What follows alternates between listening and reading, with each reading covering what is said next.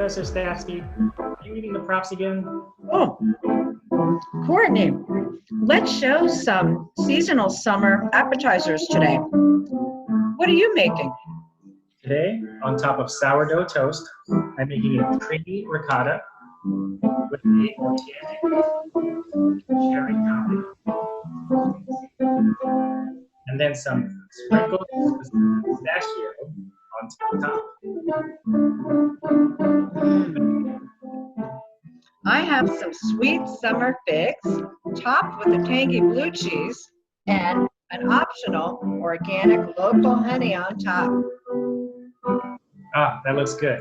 Here, give mine a try.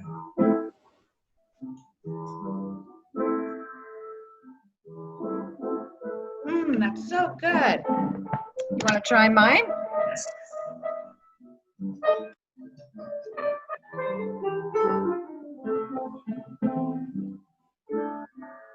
Yeah, that's good. Now, LA City College dietetics program where food and nutrition are perfected.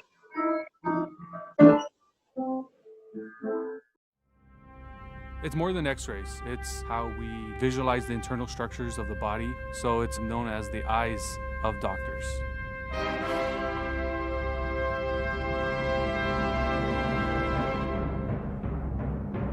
Radiologic technologists are critical in the hospital environment. You know, the career itself, it's in high demand. We update our materials so they're reflective of what's needed.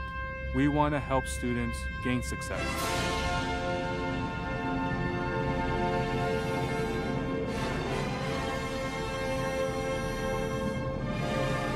Faculty love to help the students. They love to see them grow. We care about their needs, that they have cutting-edge skills, and we want to make sure that we do everything possible to help support them in their education.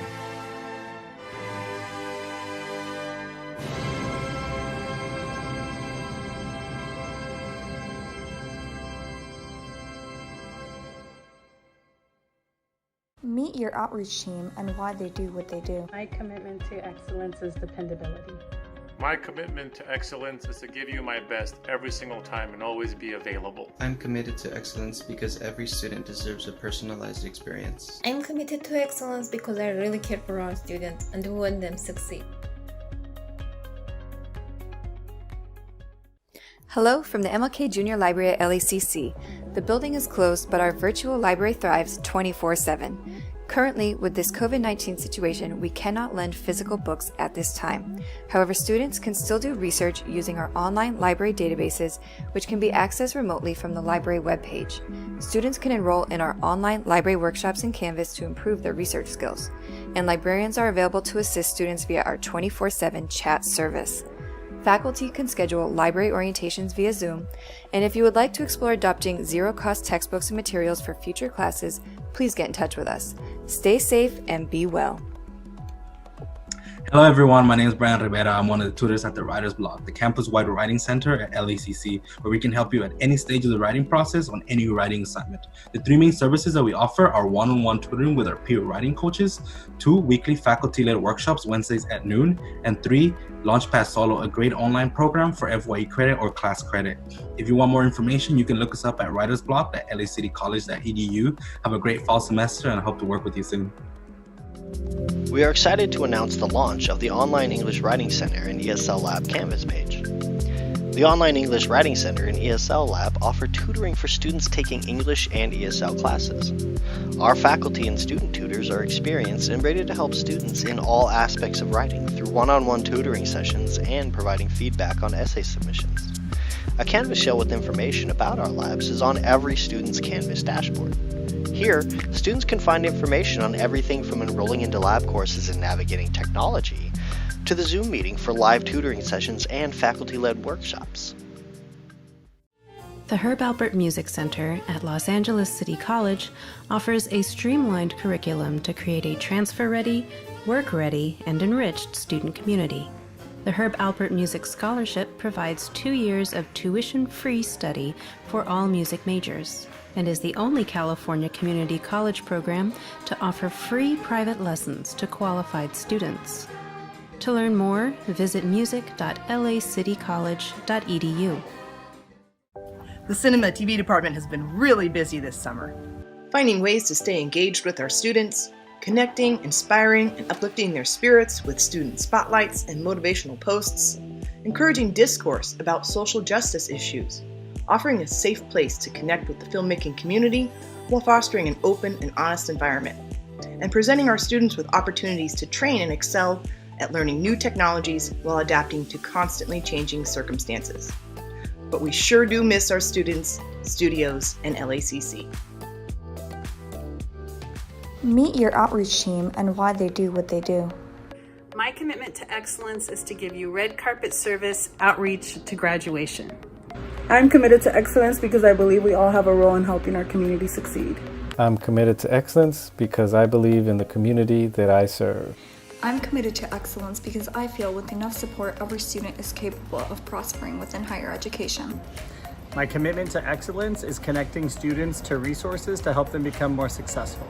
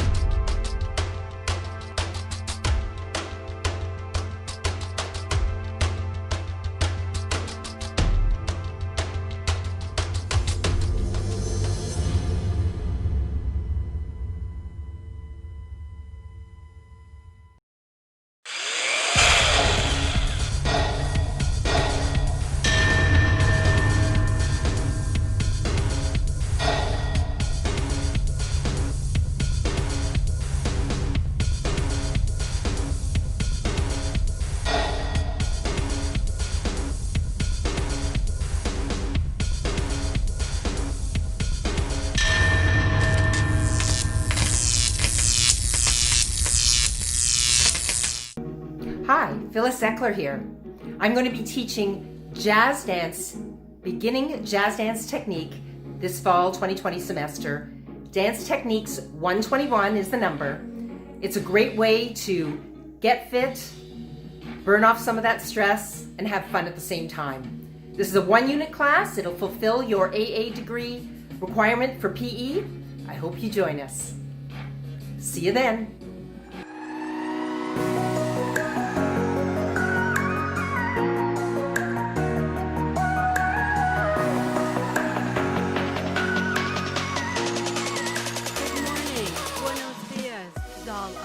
Bonjour to you all. In the chat, say good morning in your primary language.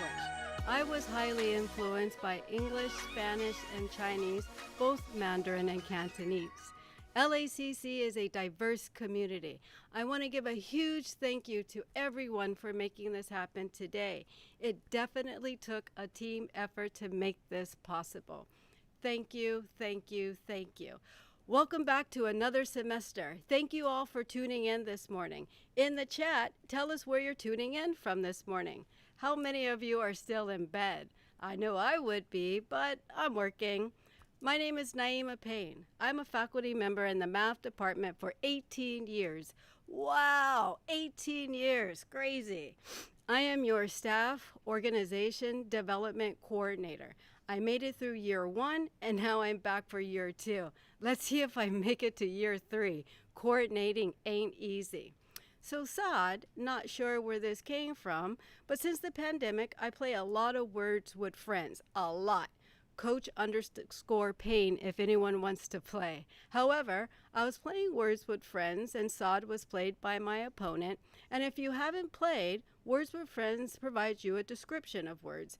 And Saad, the meaning is an unpleasant or obnoxious person, which I can especially be in the mornings, and my mom definitely would agree.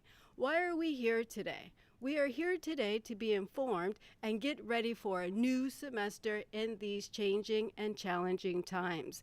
I don't think any of us, except for epidemiologists, would have ever predicted that we would have been forced to move all our classes to an online platform due to a pandemic.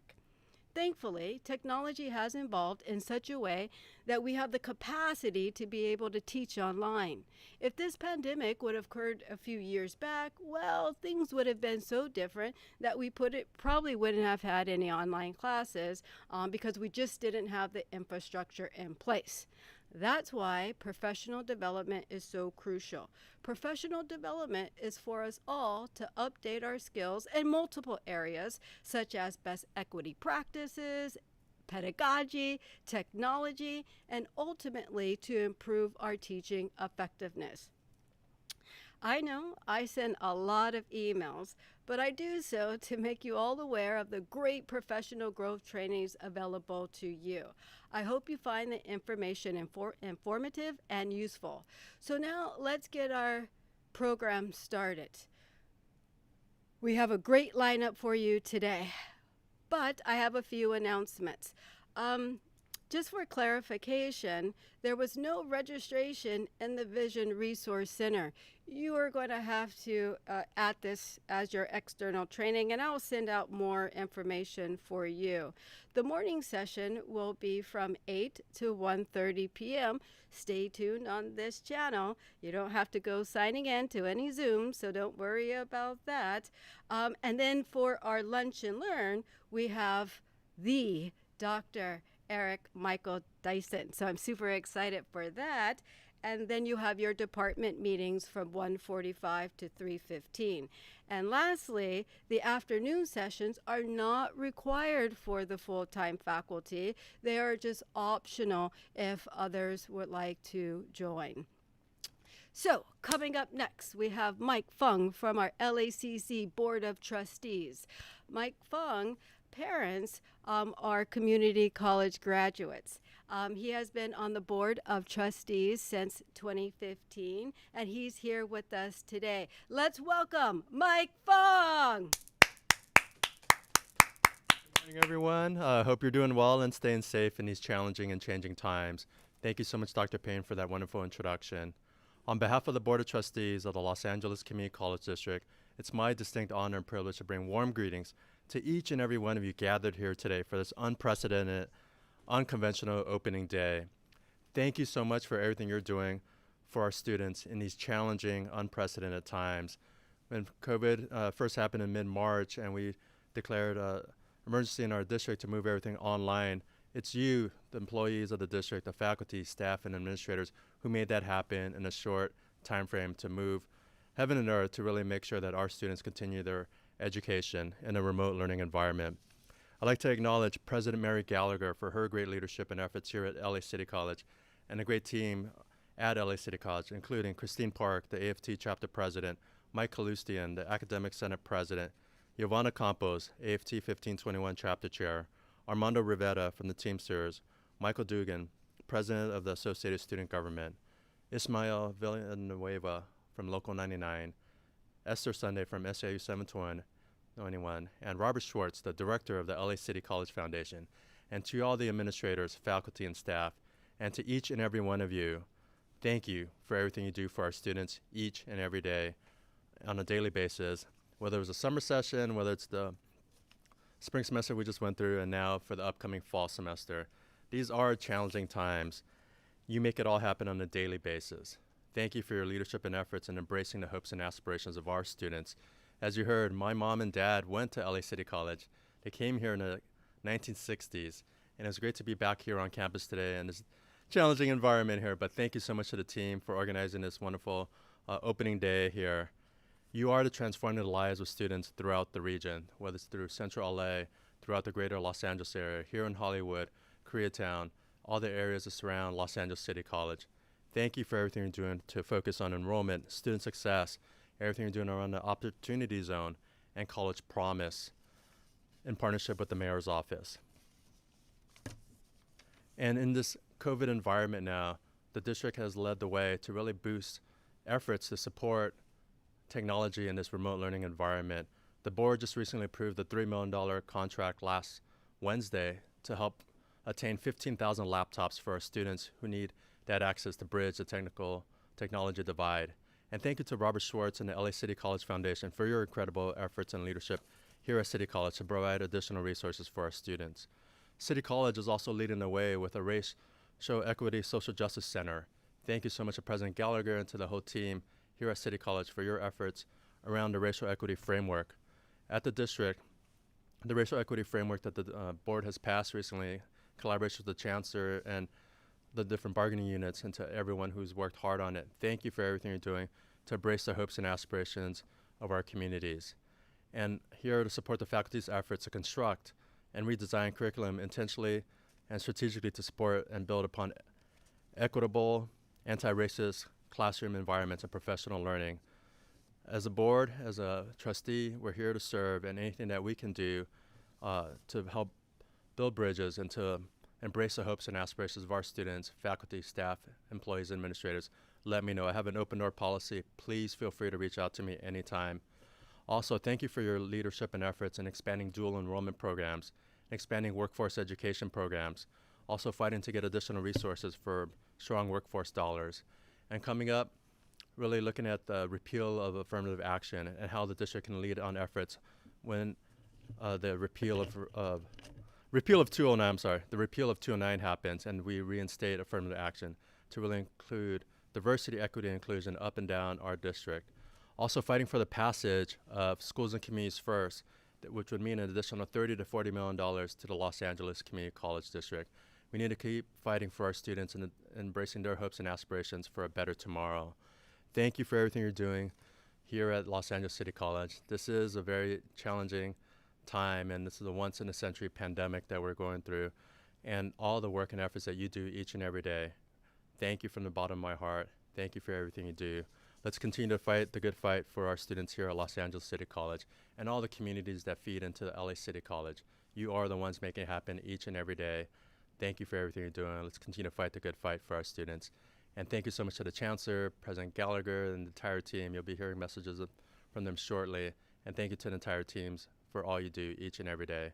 Have a wonderful day. Have a wonderful fall semester, and thank you for everything you do. Have a great day. As Chancellor for the Los Angeles Community College District, it is my honor and my pleasure to welcome each of you to the official start of our 2021 academic year. It is certainly a start like no other that I've ever had in my 35 years in higher education. As we enter this fall semester, your health and safety remain a priority for this district. It's my sincere hope that you and your families are safe and healthy during this pandemic period. Each of us has to do our part. We must remain vigilant during this time to prevent the community spread of this virus. This public health emergency has impacted every aspect of our life, and now we're finding ourselves communicating, delivering services, teaching in this particular way, remotely and safely. Yes, it's different, and it's certainly not my preferred way, but it's safe and necessary right now. Truth is, on a day like today, I miss your energy, your physical presence, your smile, being with you. It nurtures my soul. So I miss that. But today, let me touch on a few areas. I'll touch on the COVID-19 in our district, the budget, racial equality and social justice at LACCD, and of course, I'll conclude with some thoughts on our marvelous students. As you're aware, our district remains officially in stage 2 of a declared public health emergency.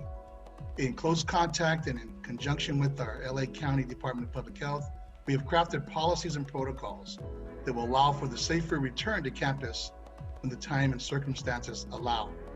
We did allow some very limited return to on-campus instruction for courses from last spring that simply needed to be completed and that are considered to be essential infrastructure. With spring and summer successfully completed in remote platforms, we are now better prepared to tackle this new academic year with remote learning, virtual labs, online counseling, and financial aid services, and so much more. Yes, all done safely and remotely. We also have the protocols and supplies in place to do limited in-person education. Congrats to the Emergency Operations Center and to the Incident Command teams at your colleges for getting us to this place. It is uncertain when this will end. Health, safety, and science will dictate when we can return and how.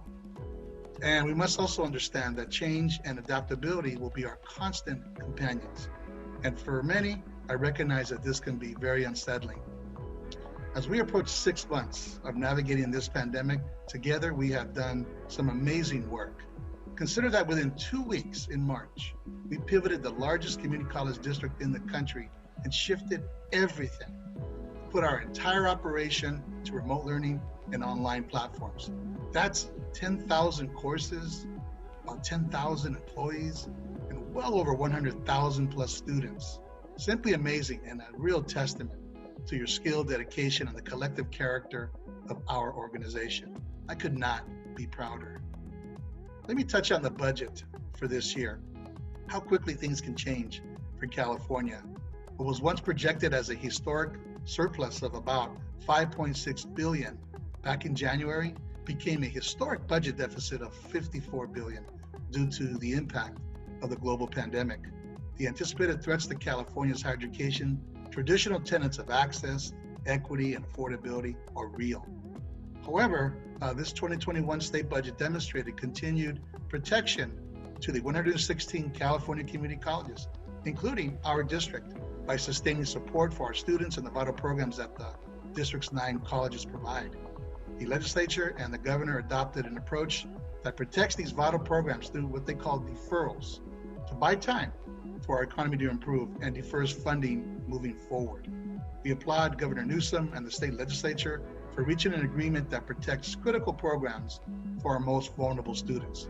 We also join this administration and legislative leadership in calling upon Congress to provide much needed financial support and flexibility to institutions of higher education to help ease our budget uncertainties, to help navigate our institutions, and to mitigate the devastating impact of this global pandemic. Please join me at next week's September 2nd board meeting, where we will conduct a public hearing on the district budget, and the board will consider and vote on our 2021 district budget. So for the short term, we are financially stable, certainly with strong reserves, but we will closely monitor our expenses throughout the year that will better position us for the uncertainties of next year and the year after that. Let me touch on racial equality and social justice. This national outcry for social justice, racial equality, and criminal justice reform is sweeping the nation. The recent shooting of Jacob Blake in Wisconsin is yet another example of the senseless violence occurring to unarmed Black men and to other communities of color. This nation has a historic and harmful disease, and it's called racism. This pandemic has endured for centuries, and the time to call it out and to cure it is now.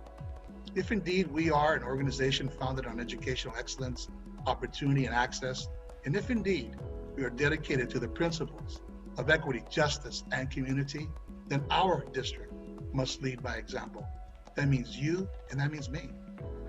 Leading by example means making structural and permanent change to root out the ill effects of racism and bias from our classrooms and our workplace.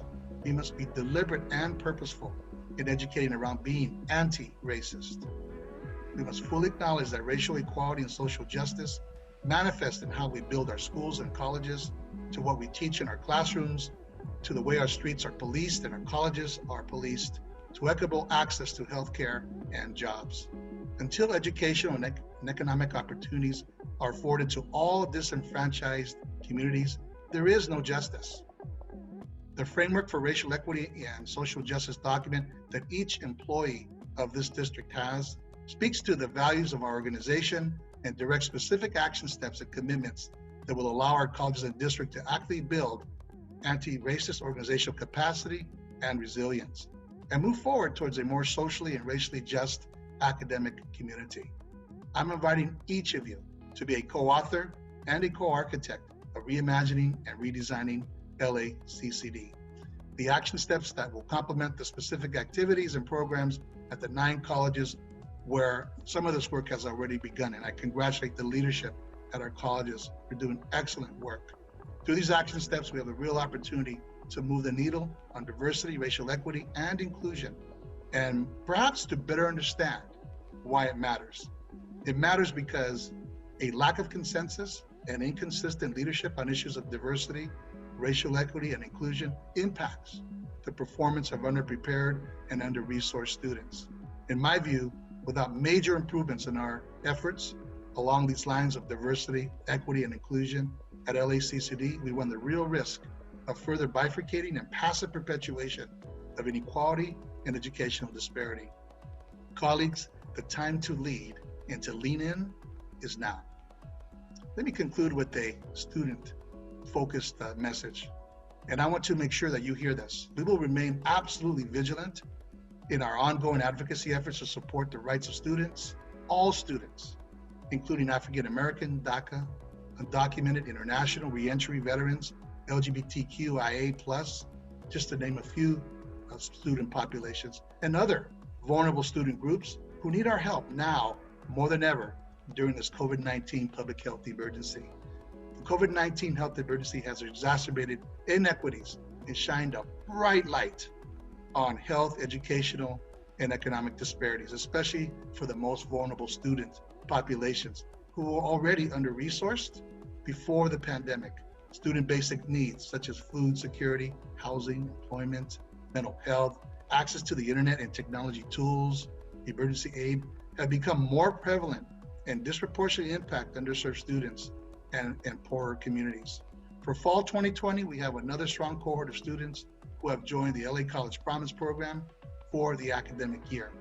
I'm proud of that group. Some 6,000 students are the newest cohort to complete the virtual summer bridge program and will be our fourth cohort to attend first-time, full-time, tuition-free with wraparound support services and counseling, priority registration, and yes, free Chromebooks so that they can be successful.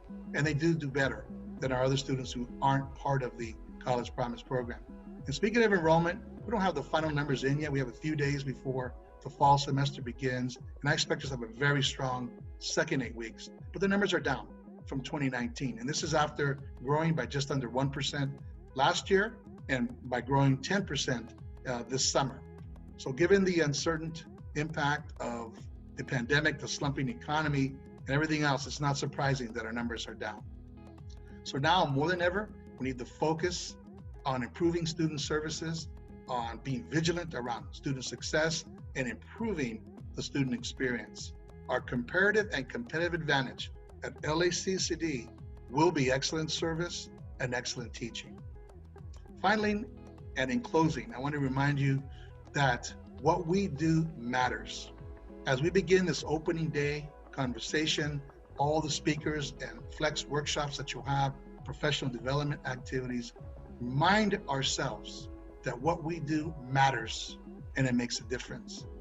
In my estimation, it's always been my belief that those who know more must do more. And in doing that, let's reflect on why we were called to this noble profession called higher education, community college education, and to never forget the mission of public education to transform the lives of people and communities. The public gives us three things: their resources, their trust, and their children to educate. I can't think of three more sacred things. I always focus, no matter what, on what is best for students. It's my hope that in June of 2021, we'll once again have students walking across that beautiful graduation stage, and together we'll celebrate their achievements. Boy, that's a great thought. Thank you, each of you, for your uncommon dedication to our students. We will get through this, and we'll be stronger and more unified as a result. Resilience and resolve must prevail here. Please stay safe. You've heard me say, and I'll say it again, LACCD proud. You are the best of us. With my sincere admiration and deepest of respect, I wish you a fantastic and resilient academic year. Thank you so much for listening, and I wish you a great opening day. Let's go get them, okay? Take care, everybody. Thank you for being with me today.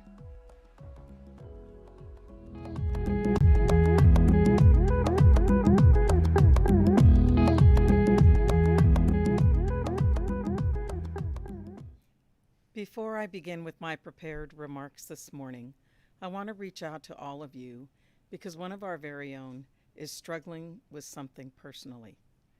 Dr. Regina Smith is on leave right now because her mother has become ill. And while she is still all right, Dr. Smith needs to put her energy with her mother at this point. If any of you know Dr. Smith's mother, she's a very, very active and spry 89-year-old woman who's lived an amazing life. Dr. Smith is home taking care of her now, and unfortunately, a few weeks ago, she also lost her brother. So she's having a very challenging time. So I'm asking for you to just keep her in your thoughts and your prayers. The other thing I have to start with today is about Kenosha. The most important thing about what we're embarking on today is the alliance that we're about to do. What happened earlier this week undergirds the importance of us to unite our minds for our changing times. All right, good morning, everyone. Welcome, everyone, this morning to our Fall 2020 Annual Faculty and Staff Convocation and Faculty Symposium. This morning, I had a few first time in almost 6 months. Today is the first time in almost 6 months that I took a shower before 7 a.m. Today is the first time in almost 6 months that I carefully styled my hair. Today is the first time in almost 6 months that I put on full makeup. And I also, for the first time in 6 months, am wearing a dress with nylons and heels. Wow. Zoom really changes our life. Each year when I prepare my remarks to welcome everyone back, I look at my speech from the year before to see what has changed from the prior year. I almost didn't do that this year because so much has changed. But it is very important to reflect and to acknowledge where we have been in this last year. And yes, to look forward to what lies ahead this year. I want to start by saying thank you to all of you out there watching this. You are strong. You are invincible. And I am so grateful for what you have done for these past 6 months. We put a little box together for all of you that many of you picked up on Monday and Wednesday of this week as a little token of our appreciation. So when you want to pick yours up, let us know, and we'll make sure that you are able to do that. You know, we asked you in early March to prepare for some changes, and you did. You did not even ask a lot of questions. We asked you to leave campus and work from home, and you did. We asked you only to see your students and your colleagues on a video screen, and you did. We asked you to stay away from campus, and you did. We asked you to go above and beyond to help our students, and you did. We asked you to give more time, more energy, and more help to get the spring semester completed, and you did. We asked you to continue to stay at home, and you did. Each of you have gone so far beyond where you thought you could in just a little over 5 months. And we continue to ask you to work from home so that only those who must work because their work has to take place on campus are here on campus. And just when you think that is all, we ask for more. We put a call out last week for anyone who could help us this week and next week, because we anticipate that our students will need more time from us as they try to figure out how to navigate this completely remote and online education world. They are so scared, and so are we. We want to make sure that they receive the instruction and the services they need to continue to be successful. We worry about whether they are really getting it because we cannot read the room. We have students who are extremely worried about taking care of problems they have because there is no one to see. They need us now more than they needed us in March. And time and again, you answer the call. I know there are some of you out there who are so afraid to try to teach your class for the entire semester completely online. I know there are some of you out there now who cannot imagine working from home for another 6 months. I know there are some of you out there who have not left your house in 6 months, and others of you who are anxious just to get out of the house. Thank you. Thank you. Thank you. Not only do I appreciate you, your colleagues appreciate you, and the students appreciate you. And as soon as we can come back, we're going to have the biggest party to celebrate each other. You know, when I think back to the beginning of last year, I remember being so excited. By fall of 2019, I felt completely settled in as your president. I was no longer new. We were planning our 90th anniversary activities. In August, we had such a blast at our picnic at Crystal Springs in Griffith Park, enjoying Pink's hot dogs and Patty's hamburgers. The music Dr. Lancaster played was superb, and the face painting, crafts, and games for the kids kept them so happy and so busy, and so did the games for the adults. We kicked off the 90th anniversary in style with a big community day in October that included the unveiling of our new Nike Rainbow Be True track. The track is the first of its kind in all of the United States and only the second one in the world. The community event was so successful that it was decided that we would make it an annual event for our community.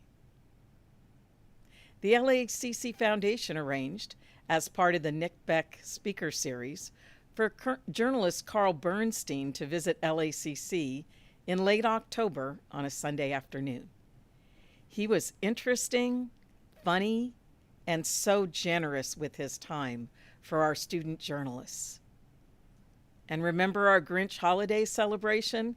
It was so much fun, made even better by our very own professor of music, DJ Irene. She helped us dance the night away with some great tunes.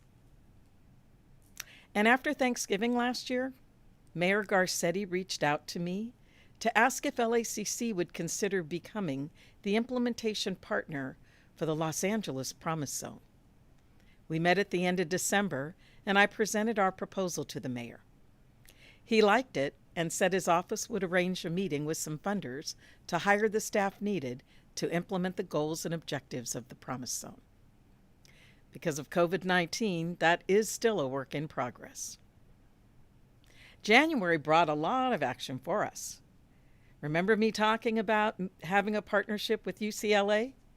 We were meeting with UCLA SESME, that's the Clean Energy Smart Manufacturing Innovation Institute group, to discuss their move to the LACC campus. UCLA approved the space to rent in the old Life Sciences building. So after 90 years, UCLA is back on campus. We continued working on the contract with Eon Reality for an augmented virtual reality center. And we were moving along with plans for finishing Da Vinci by summer, updating our landscape master plan, plans for our new cafeteria, plans for the new Cesar Chavez building, and plans for the new theater that had been approved for state funding in the Hollywood Foreign Press Association Communications building. He stayed at the reception until everyone who wanted a picture with him got it. He praised the education and training he received from the caring faculty at LACC. We were planning as one of our 90th anniversary events to bring together the 3 leaders from Los Angeles public higher education institutions who all got their start right here on the grounds of LACC: UCLA, Cal State LA, and LACC.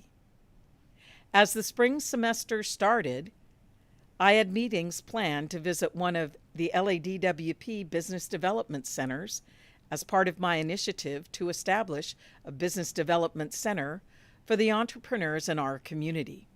I had already met with a group who put maker spaces together into schools. My initiative to establish a career exploratorium had begun as we hired a career counselor to develop plans for our new career exploratorium. And my third initiative to put in place the Los Angeles Health Occupation Center is a fully formed concept now. We started our spring semester in February, amidst the news daily of a spread of a virus that was moving from China to other parts of the world rapidly. There was no treatment, and people were dying everywhere. China's information seemed to have the virus isolated, but Italy was struggling to contain the virus. It was rapidly moving toward America.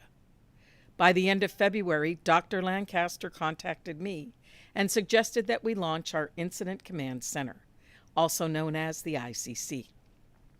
Fortunately, at our management team retreat in September, Dr. Lancaster had assigned all of the deans, managers, and vice presidents to particular roles on the ICC. He had also had everyone take the FEMA training required of the members of the ICC. On March 2nd, 2020, LACC launched its ICC. For the next 2 weeks, meetings were happening all over the campus and the district about the COVID-19. By March 12th, we had our last face-to-face town hall meeting, and we were gone, as Mayor Garcetti declared to all of Los Angeles that we needed to stay safer at home. When we started our 90th year, we could not have imagined how it would end. But we have battled through this pandemic, something we would not have thought possible this time last year. The resilience of our students, the tenacity of our faculty, the commitment of our staff and administrators has never been more evident than in these last 5 months. The ability to get all of your classes online in 2 weeks is inconceivable. The shock for all of us to work remotely. But really, the students, they were so afraid. They did not want to leave. How would they study? Where would they study? With what would they study? The problem seemed insurmountable. But then you all made it happen. Our counselors worked during spring break to make direct contact with students, to check in with them. Our staff manned the special hotlines that we had put in place. Everyone answered the call. But I wonder, did we ever really settle into the end of spring term? Or did we just make it through? You know, our LACC Foundation raised about $300,000 in just a couple of months to provide laptops, food, flu shots, grants, and books to our students in March and April. They also gave out about $500,000 in scholarships. Over 2,000 students benefited from this aid. The foundation continues to work to the benefit of our students and our programs. We are working to return the swap meet across the street so that the funds that the foundation raises goes to students. As we moved toward the end of the spring semester, we were preparing for the first ever virtual graduation. But we did not make it through unscathed. On the morning of April 8th, we were notified that our beloved IT manager, Kabwe Chanda, died from COVID-19. It is still hard to believe. We were so fortunate to have known Kabwe. His wonderful smile, his great laugh. That is all with me every time I think of him. He gave so much to so many, and I missed him, and I still do. We prepared a beautiful book that we sent to his wife Pamela and to his son Noah, with all of our condolences and all of our memories of what he meant to us. Let's just take a moment of silence to remember Kabwe and to be thankful he was in our lives.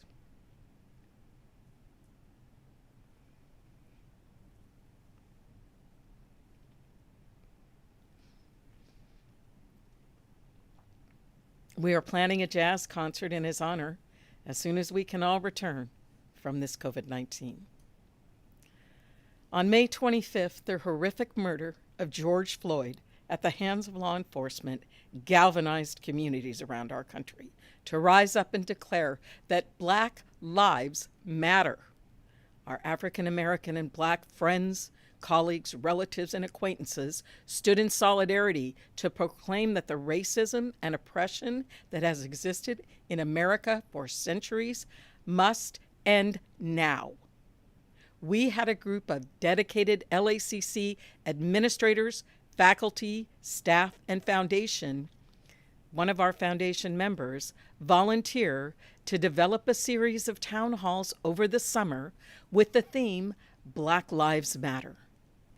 Today we hear from renowned social scientist, author, educator, and communicator to us all, Dr. Michael Eric Dyson. Our series culminates on Monday, August 31st, with Mr. Benjamin Crump, Esquire, George Floyd's family attorney. I hope you'll join us. Today, Dr. Dyson will lead us in the theme of our day today, Alliance, Uniting Minds for Changing Times. So as we ended this year, our campus was a ghost town, occupied only by our facilities crew and the occasional staff member coming to campus. The sheriff has remained on campus every day, all day. But we had another good year on the books. We balanced our budget again, and we have a $1.4 million ending balance. The district transferred approximately $1 million that was in reserve from the annual assessment back into our account earlier this month. Our debt has been forgiven completely. We had enrollment growth in 2019-20 of a little over 1%, the first time in over 5 years. We made it. We made it. This summer, our enrollment exploded. We had 30% growth. Fall is tracking at 100% of last fall, which is remarkable considering most colleges and universities around the country are reporting double-digit losses in enrollment due to the online format of college classes right now. So what lies ahead for us in this coming year? Earlier in the summer, I told you that we would probably need to meet to discuss budget reductions that we would need to make because of expected budget cuts from the state. The state has delayed making cuts to our budgets and instead are deferring payments to us until later. This still has an impact on our district budget, but we believe we can make it through this year. With our healthy ending balance this year, we know we have enough funding that it will require minimal reductions that may just be a natural occurrence because we are not operating on campus.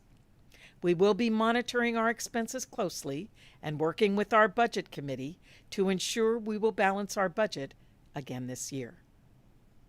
Even though we do not have to implement a budget reduction right now, as I indicated earlier in the summer, we will be providing everyone with a detailed budget that will exclude a few things like our obligated salaries and our instructional costs in the event that we need to prepare any reductions midway through the year.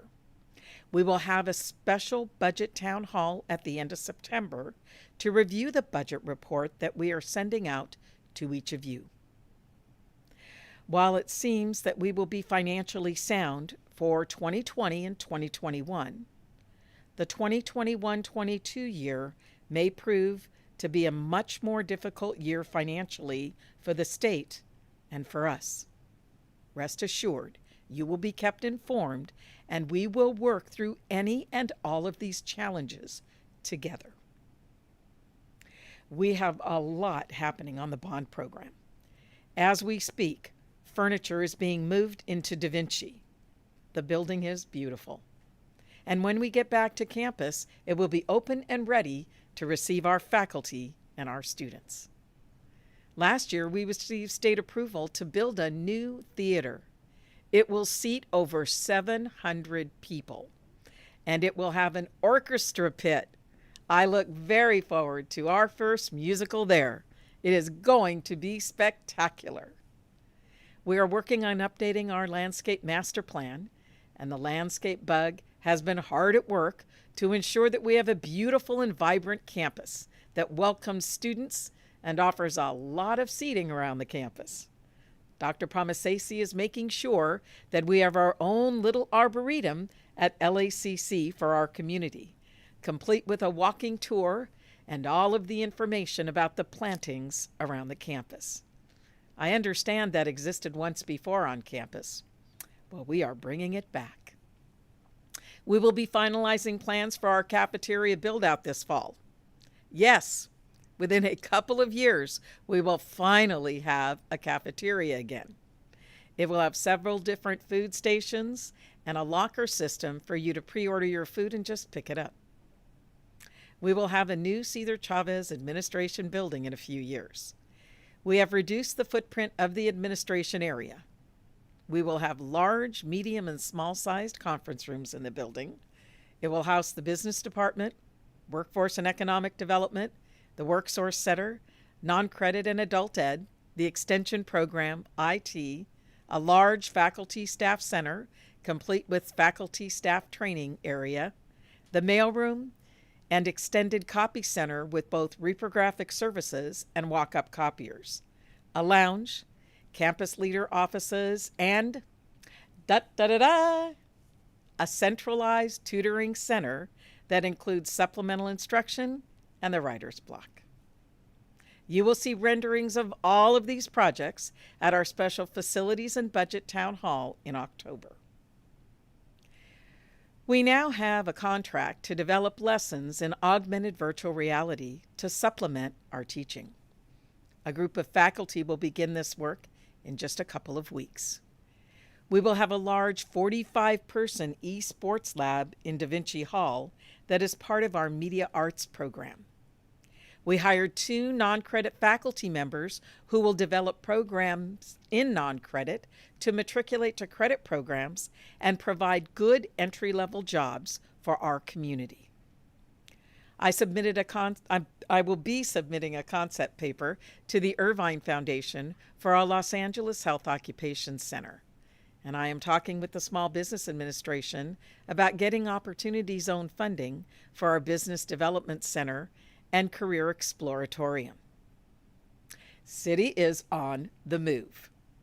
And we know we are continuing in the remote environment through our fall semester. Within the next week or so, we'll have a good idea as to what we'll be planning for winter and spring. Until a vaccine or reliable treatment is in place, we will continue in this remote environment. The challenges we have had with making this adjustment are only matched by the ingenuity with which we have responded to this crisis.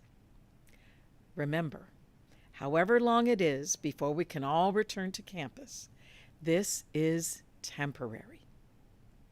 So as we mark the start of our school year today, our work is just beginning. After you hear from our very special keynote speaker, Dr. Dyson, he will launch us into pledging our support for equity and social justice at LACC by signing on to a proclamation that our management team, that's made up of the deans, the managers, and the vice presidents, drafted to take action to root out racism, bias, and microaggressive behavior, and to create a race, equity, and social justice center at LACC. We will continue with our professional development series throughout the year. As we resume our busy fall term routines, our Black Lives Matter town halls will be held once a month as we continue to become a different, more inclusive LACC that we will all be proud to serve. Last year I told you that others around the district seemed to be shocked by what we did. There is no longer shock in the district. It feels more like wonder and admiration for the work we have done in such a short period of time. I am beyond proud of all of our accomplishments, and I am humbled by your commitment. As Doctors Wood and Harris told us a couple of weeks ago, leverage the moments. Believe, achieve, succeed. Have a great year. And I'm going to take any questions or comments.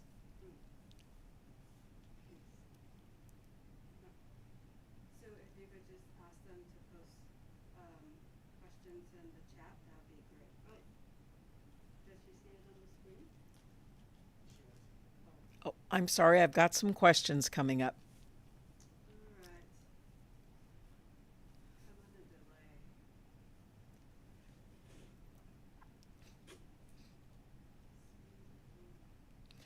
If I could tap dance, I would tap dance for you right now, but I'd probably fall off the little podium I'm standing on because all of you know I'm not this tall.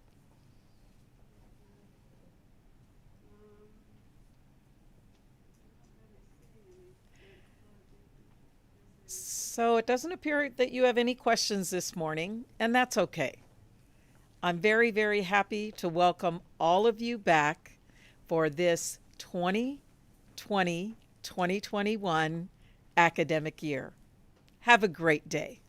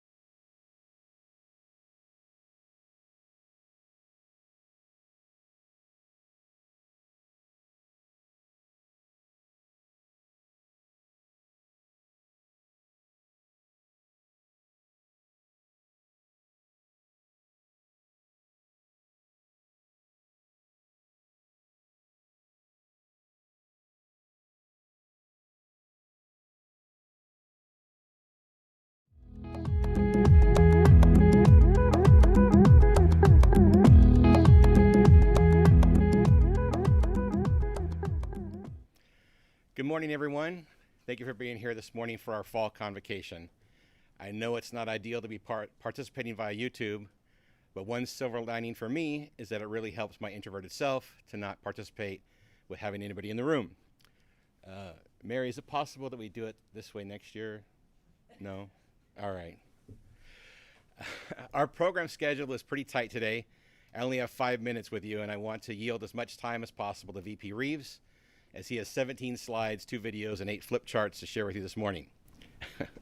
First, I want to thank Professor Naima Payne, our Staff and Organizational Development Coordinator, and Dean Thelmaday for their work to pull this convocation and faculty symposium together. Thank you very much. The President shared with you a little about fall enrollment already, and that success has been the work of many who made phone calls, sent emails, met virtually with students, facilitated and taught summer bridge courses, and so much more. Our outreach department, department chairs, counseling, instructional faculty, classified staff facilities, and so many more of our LACC family contributed to the success, and I thank you all for that. In the interest of time, I'm going to skip to the fun item that I get to do, and that's introduce new full-time faculty. We set out to hire 4 full-time this year. 1 in technical theater, 1 in nursing with a psych specialty, and 2 non-credit faculty. The pool for the tech theater position was small, and with the pandemic, the consensus was to repost the position for a spring 21 hire. So we're introducing that person to you at the next year's convocation. After a failed search last year in nursing, we were successful in finding and selecting a new full-time faculty member in nursing with that coveted psych specialty. However, after the person accepted the position and cleared the district's HR process and some BRN hurdles, they had a change of heart and decided that being a full-time faculty member at this point in time was not in their best interest or their timing. So back out we will go for a third time, and there's no need to read that bio. Look, VP Reeves, creating more time for you as I go. So there's another minute probably for you. Now, we were successful in selecting 2 outstanding candidates for the full-time non-credit positions just 4 days ago.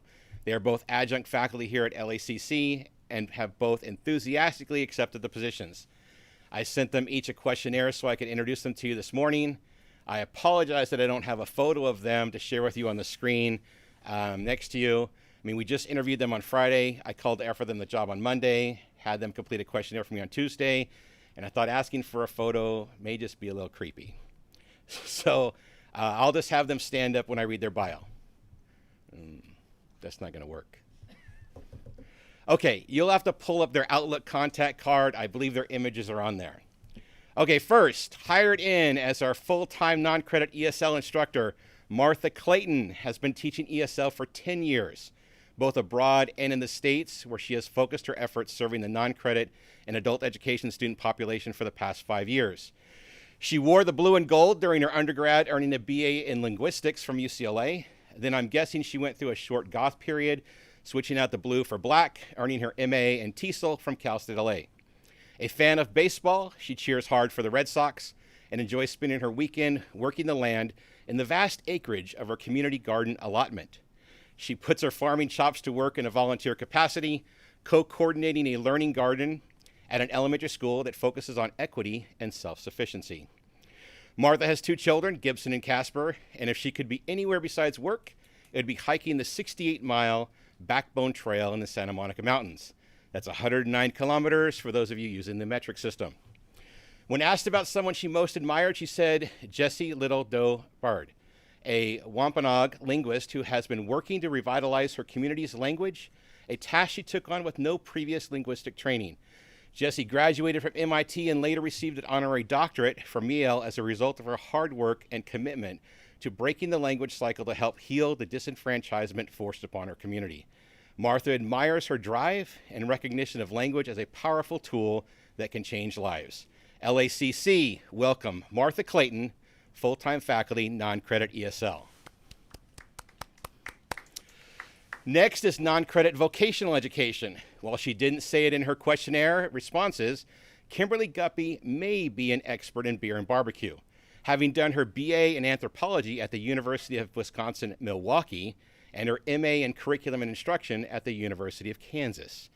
During her beer and barbecue college tour, Kimberly tested the world of teaching and discovered her passion while being painted on, tugged on, and sneezed on, corralling preschoolers all day. After wiping a few hundred noses, she moved on to some fancy grant-funded research at the University of Kansas, and then teaching at the Cal American Education Institute, and eventually here at LACC.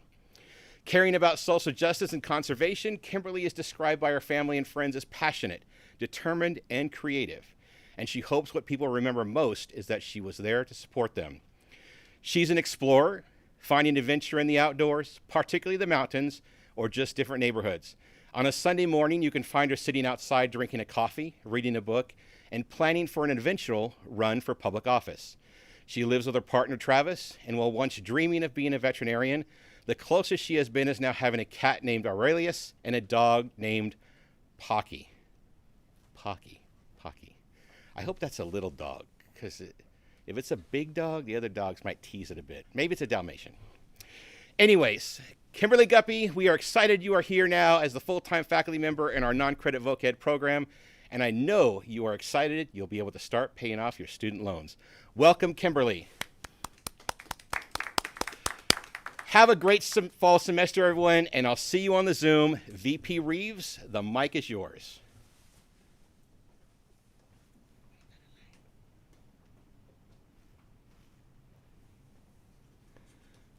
Thank you, Dr. Lancaster. Good morning and welcome to the fall semester 2020, a semester like no other, as we all well know.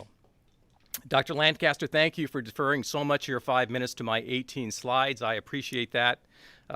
Clearly, I have about 4 minutes left now, so this will be brief and I'll move through this fairly quickly. I have a PowerPoint presentation if you'd like to follow along. What I'd like to do is cover 3 primary areas in administrative services to give you a sense of where we've been and where we're going in the new year. I'd like to focus on our budget overview. Dr. Gallagher provided you some key elements of our budget moving forward. Some initiatives in administrative services that we're working on now, and we'll address some of the issues that students are facing as they continue to study remotely and begin a new semester studying remotely. And our campus construction program update, which we've been talking about for many years at LACC, and I think you'll be encouraged by some of the progress we've made over the last year, and we project into the next year.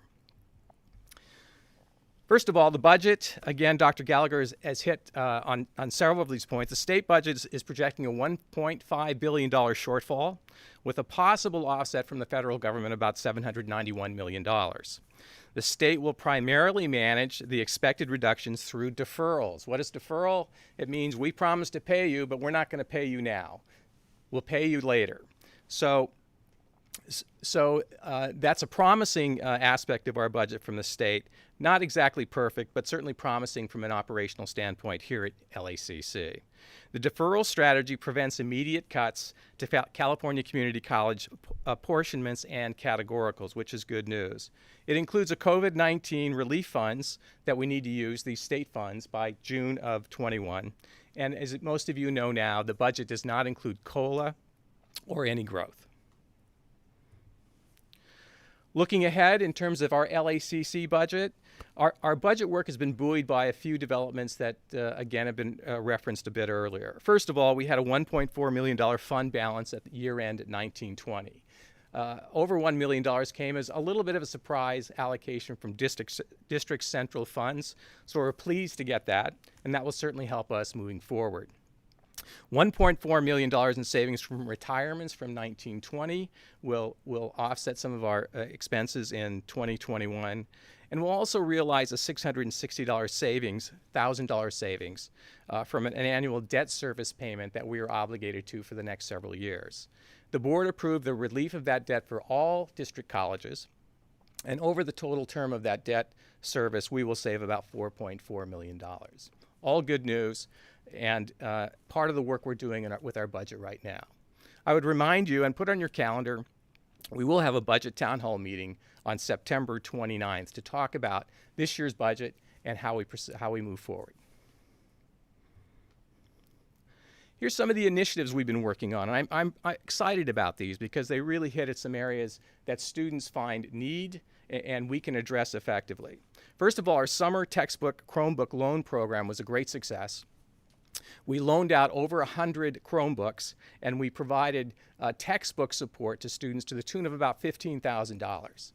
This was a tremendous help to students to be able to successfully begin and conclude their classes, and I would say supported what we saw was a very healthy enrollment in our summer programs. We're also working on a decentralized purchasing program that we expect to reduce some of the slowdown in our purchasing process here at LACC. You'll be hearing more about that in the coming weeks. We have completed some of our initial training with some of our key purchasing officers, and we anticipate moving that forward very quickly. We have a textbook advanced scholarship initiative going on right now, and we have some information on our website that may be interesting to you. We wanted to make sure that students had textbooks and learning materials on the first day of class. And so we provided an advanced program effectively saying to students, we'll give you an advance to purchase these books with no interest, and you can pay over time by the end of the semester. In addition, we've provided an opportunity for scholarships for students who may not be eligible for other sources of funding. We provided scholarships for some selected students. They need to apply to that to have those textbooks taken care of. As of this morning, we have applications for that program approaching 400. So 400 students will have textbooks that may not have at the beginning of this semester. That's exciting stuff. There's a fall Chromebook program. We've been delayed a bit about supply for the Chromebook program, but we anticipate rolling that information out very soon in the next day or two about the availability of Chromebooks. They're actually, I believe, a Microsoft project, but a Chromebook, a tablet device that will be available to students on an advanced basis. So we'll give them a Chromebook to begin their semester, and they'll be able to pay for it over time. And again, there will be some scholarship opportunities available there. Let me just touch very briefly on the campus construction program. This is going to be too brief, I'm certain of it, but I'm excited about the progress we've made. First of all, we have 4 large projects going, and we have project funding of around $308 million. So I'm excited to report to you that we've made significant progress there, and we may even, let me say we will even, be completing one of those projects, the Da Vinci project, very soon. We have a landscape master plan, a stormwater plan. Our Cesar Chavez administration building is in a programming phase. Our theater arts is 50% design development, and you'll see later some of the very exciting diagrams and renditions of that program.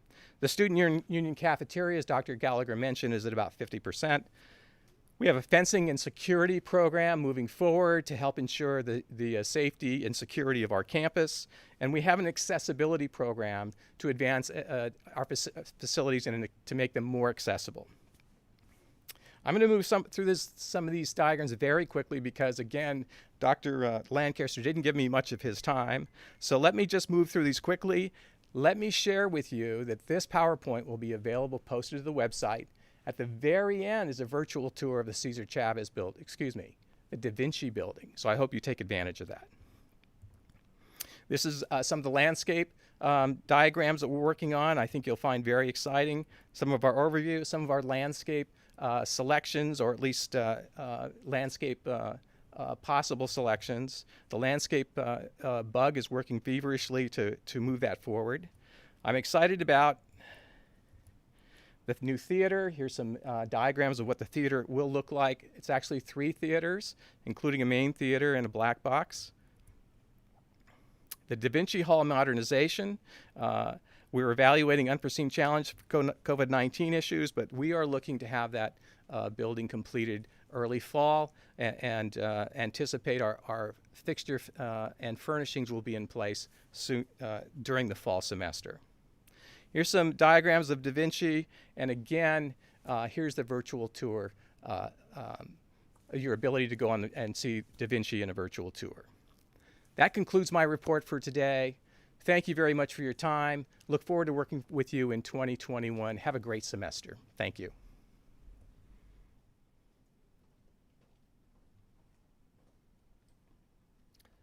Good morning, everyone. My name is Alan Andreassian, and I am your Acting Vice President of Student Services. I wanted to take a moment to update you on all of the exciting things that are happening in Student Services. We were able to transition all of our student services to a remote environment. I want to thank the Student Services team for accomplishing this so quickly and effectively. I am happy to report that there's been a 13% increase in the 2019 Certificate and Associate Degree Awards. There was also a 10% increase in federal Pell recipients. In spring of 2020, there was $2.5 million in CARE Act funds distributed to over 12,000 students. Implementation of Cafe Cranium, virtual live chat in admissions, financial aid, counseling, outreach, welcome center, health and wellness, and veterans resource centers, just to name some of the departments, has been a success. We were 3rd in the district for total number of first-year enrollees for Promise students at 615. LACC has the most applications for Promise Chromebooks in LACCD. This shows 2 things, that there is a need for our students, but that we are working together well to get the word out to students. Thanks to our efforts of the Dream Resource Center, the data indicates 2,781 undocumented students at LACC in the spring of 2020, putting us number 1 in the district in the number of non-credit students and 2nd in undocumented students for credit. The Transfer Center had the first UC Transfer Zoom workshop in August with 94 attendees. The outreach team expanded their efforts in recruitment to 51 high schools. Just 5 years ago, we were only at 5 high schools. We also recruited our largest cohort ever with 791 new students registered in summer bridge courses. Due to mailing restrictions, the outreach team provided over 460 contact-free in-person deliveries of welcome packets to incoming students.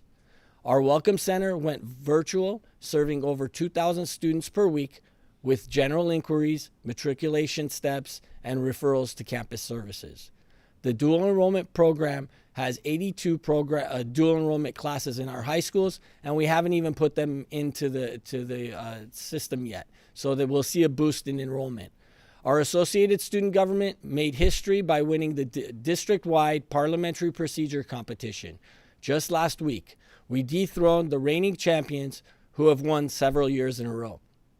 Campus activities have moved online, and we're seeing high participation rates from students. The Office of Student Life hosted events including virtual Jeopardy, TikTok video challenges, drawing lessons, and Instagram takeovers. We are also working on building an esports league coming fall 2020. We were successful in applying for and awarded a grant to implement services and programs for re-entry formerly incarcerated students. The grant provided a boost to previously established Break It to Make It program. The grant awards us $114,000 for 2.5 years. Our CalWorks program is leading the county and is 10th in the state in the number of students who participate in CalWorks work study. And 47 CalWorks students were on the Dean's Honor List. 233 EOPS students graduated with a certificate and/or associate degree. The EOPS application is now easier to complete and now more accessible to students and is available in an online form for eligible students. We have been successful in creating a partnership between our Foster Kinship Program, Guardian Scholars Program, and Next Up program in order to provide coordinated, seamless services to care providers as well as our current and former foster youth. The Multicultural Gender Diversity Center completed the 3rd annual Lavender graduation in May. The Emoja program has increased in the number of students served and is playing an important partnership role in developing and implementing Black Lives Matter activities and events such as Black Lives Matter town halls. As you will learn later today, OSS now facilitates accommodation and academic adjustment approvals online via SIS. OSS Counselor Robert Dominic will present later and provide more details. With over 20 years history at LACC, TRIO Student Support Services was successful in winning another federal grant for a 5-year cycle, which totals nearly $1.7 million over a 5-year period. And finally, Upward Bound has been successful in transitioning its offerings and remote delivery, allowing for more exposure to colleges and universities through virtual campus tours and other support services. The Student Services Deans will provide a more in-depth update later in the program. As you see, Student Services has been extremely busy. Thank you and have a wonderful day.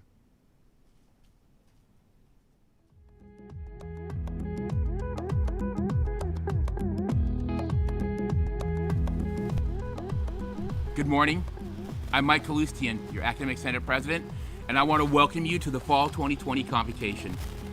The spring semester was tough, and it doesn't appear things are going to get easier in the fall or next spring. And so professional development is more important now than ever.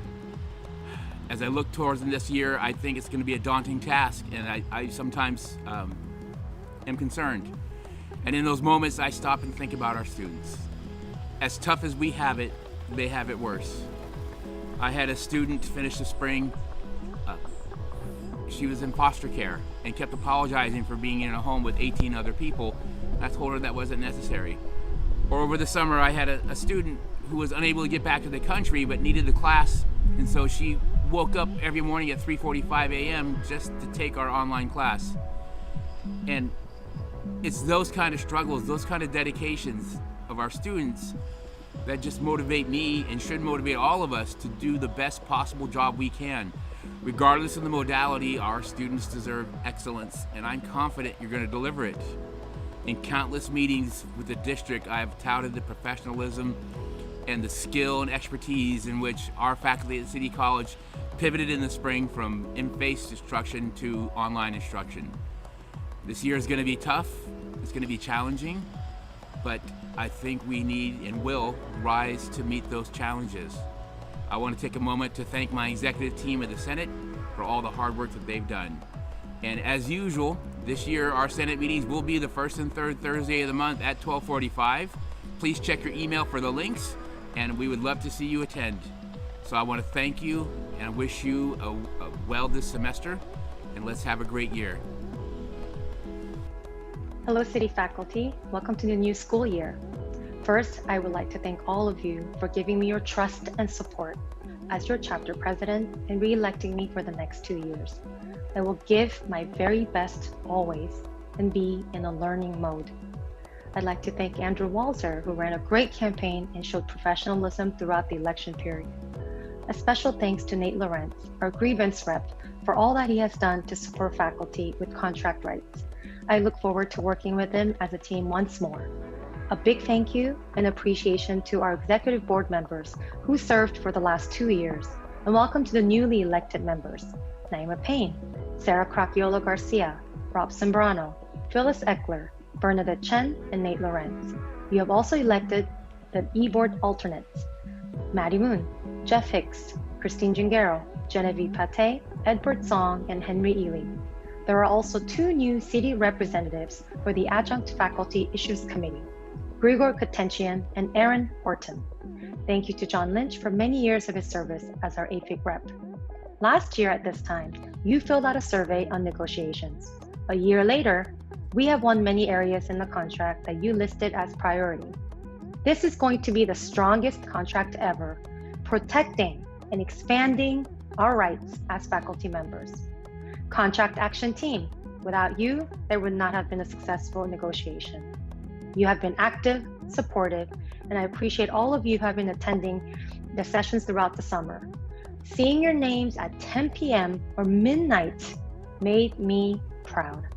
Jeff Hicks, our city's main cat leader, thank you for all that you have done. We are the union. Faculty, here we go. Good morning. My name is Giovanna Campos, and I'm the current chapter chair at Los Angeles City College for AFT 1521A. We are the largest classified unit in LACC. I'm here to introduce myself and also to introduce the members of our e-board on our campus. Mitch Poland, Vera Tylasek, Natalie Embry, Caridad Ahorro, Nara Zarzian, and as our grievance rep, we have Caroline Reyes. In the slide after, you will see our contact information, so if you ever have any issues, concerns, or questions, please feel free to reach out. Thank you.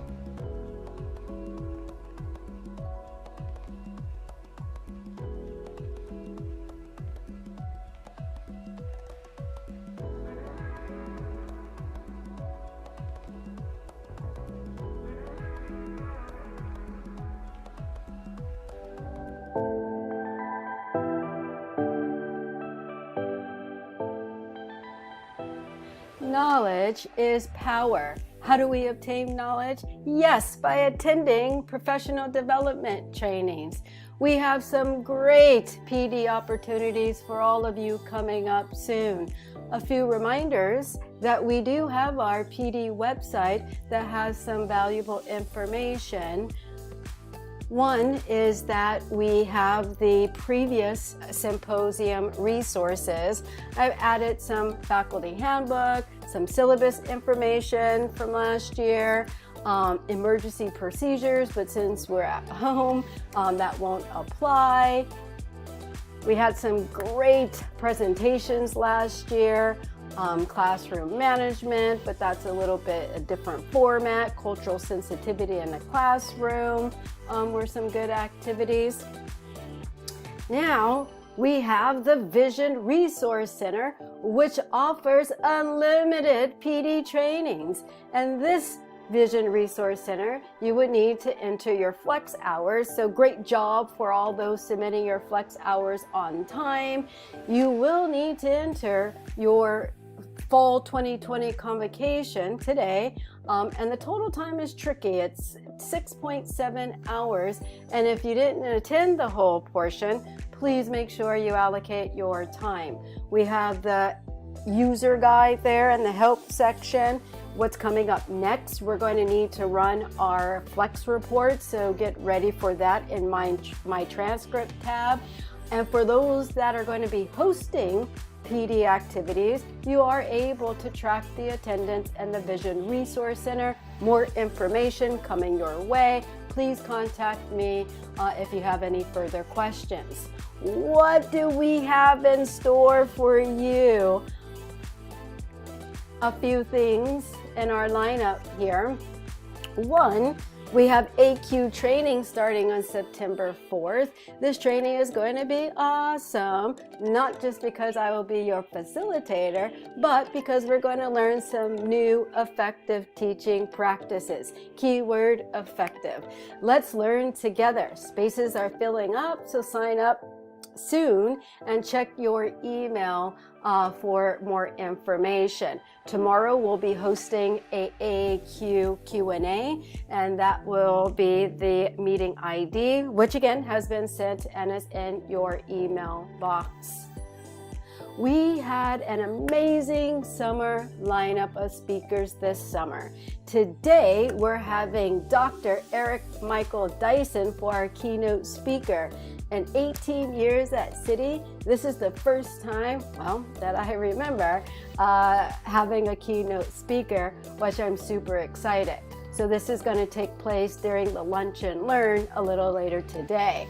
And to finish up the summer series, we have Benjamin Krupp, who will be presenting Monday. Yes, Monday from 2 to 3. Again, this information has been sent to you.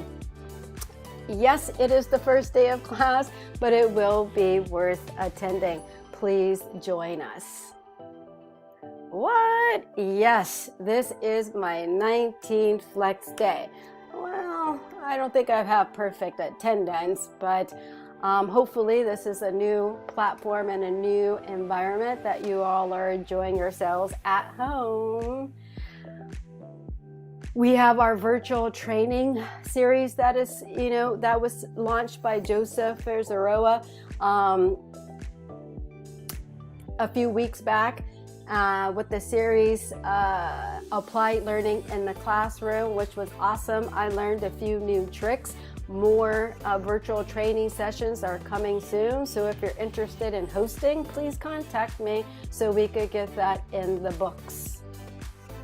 Another series that you'll see is the Work Smarter series. I'm a big believer that it's important for us to make time for our mental, emotional selves if we're going to maintain. So stay tuned for the monthly Work Smarter series. Back to school in a few days. I just want you all to have an awesome first week. Thank you.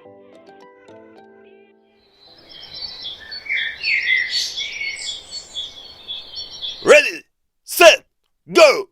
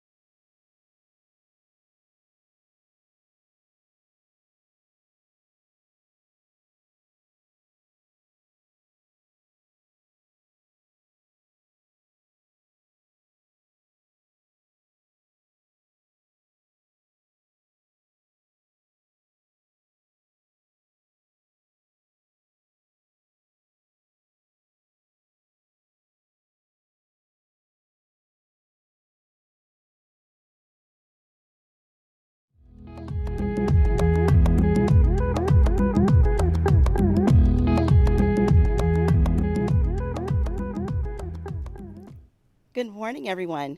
My name is Dr. Sadia Lagarde-Porcher. I'm one of the Deans of Student Services here at LA City College, and I'm here today to share a few updates with you regarding student services, as well as how students and staff can access or find student services in a remote environment. You heard a bit about our accomplishments from our VP Andreassian a bit earlier today, and now on to our lineup.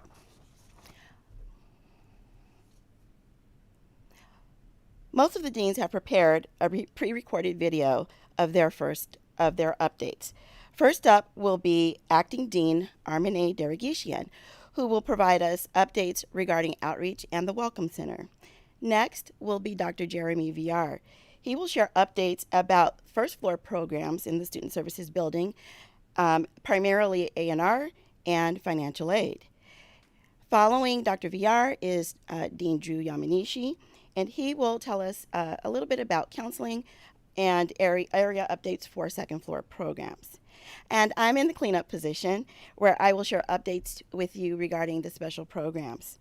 Finally, we will conclude with a video that provides instruction regarding how to access all of our student services in our remote environment. And now on to our video updates. Hello everyone, my name is Armine Deregishian and I'm the Acting Dean of Student Services overseeing outreach and recruitment and student life. Our team has been very busy preparing for Welcome Week and preparing to welcome students back to campus. I have some exciting things to share with you all. The Welcome Center staff has been very busy preparing to be the one-stop shop for all students, staff, and faculty to help them with any questions they may have regarding registration, enrollment, financial aid, and just anything, buying books, student support services. We are ready to answer any question and to be of service to anybody that might have questions. So please direct students our way. They can access us by going online to lacitycollege.edu and live chatting our staff, or they can call 1-888-930-LACC and we will be happy to assist them over the phone. Our award-winning ASG board has also been very busy preparing for Welcome Week. They are preparing Welcome Week activities for students to get engaged when they come back to campus and to have a little fun at the start of the semester. We have coordinated Zoom rooms for students to come on and have activities to meet the clubs and organizations and just relax a little between classes. These Zoom room activities will be going on from 12 to 3 o'clock every day throughout Welcome Week. We will be sending out more information about these activities via Blackboard to all of the students and all of the staff, so look out for that email coming your way soon. We're very excited about all of the great things ahead, and we're here to help, so if you have any questions, please feel free to contact us. Thank you. Hello everyone, this is Jeremy Villar, Dean of Student Services. And today I will be presenting on several of my student services programs, including admissions, financial aid, and the Health and Wellness Center. Admissions and records. The academic calendar is available on the college website for important fall 2020 term dates. Drop rosters, also known as mandatory exclusion rosters, are due 1 week after the core census date. So for a full term 16 weeks, which starts August 31st through December 20th, the census date will fall on September 14th, meaning that the drop rosters are due September 21st. The active exclusion rosters, which is due on the last day to drop with a W. So for a 16-week full term, which starts August 31st through December 20th, the deadline to submit the active exclusion roster is Sunday, November 22nd. Fall 2020 grades are due on Tuesday, December 29th. Financial aid. The 2021 FAFSA application is available at fafsa.gov. Undocumented students may apply for the California financial aid programs through the DREAM Act application, which is located at dream.csac.ca.gov. Our fall 2020 refund disbursement will start Friday, September 4th, and we will be doing disbursement refunds throughout the semester on a weekly basis.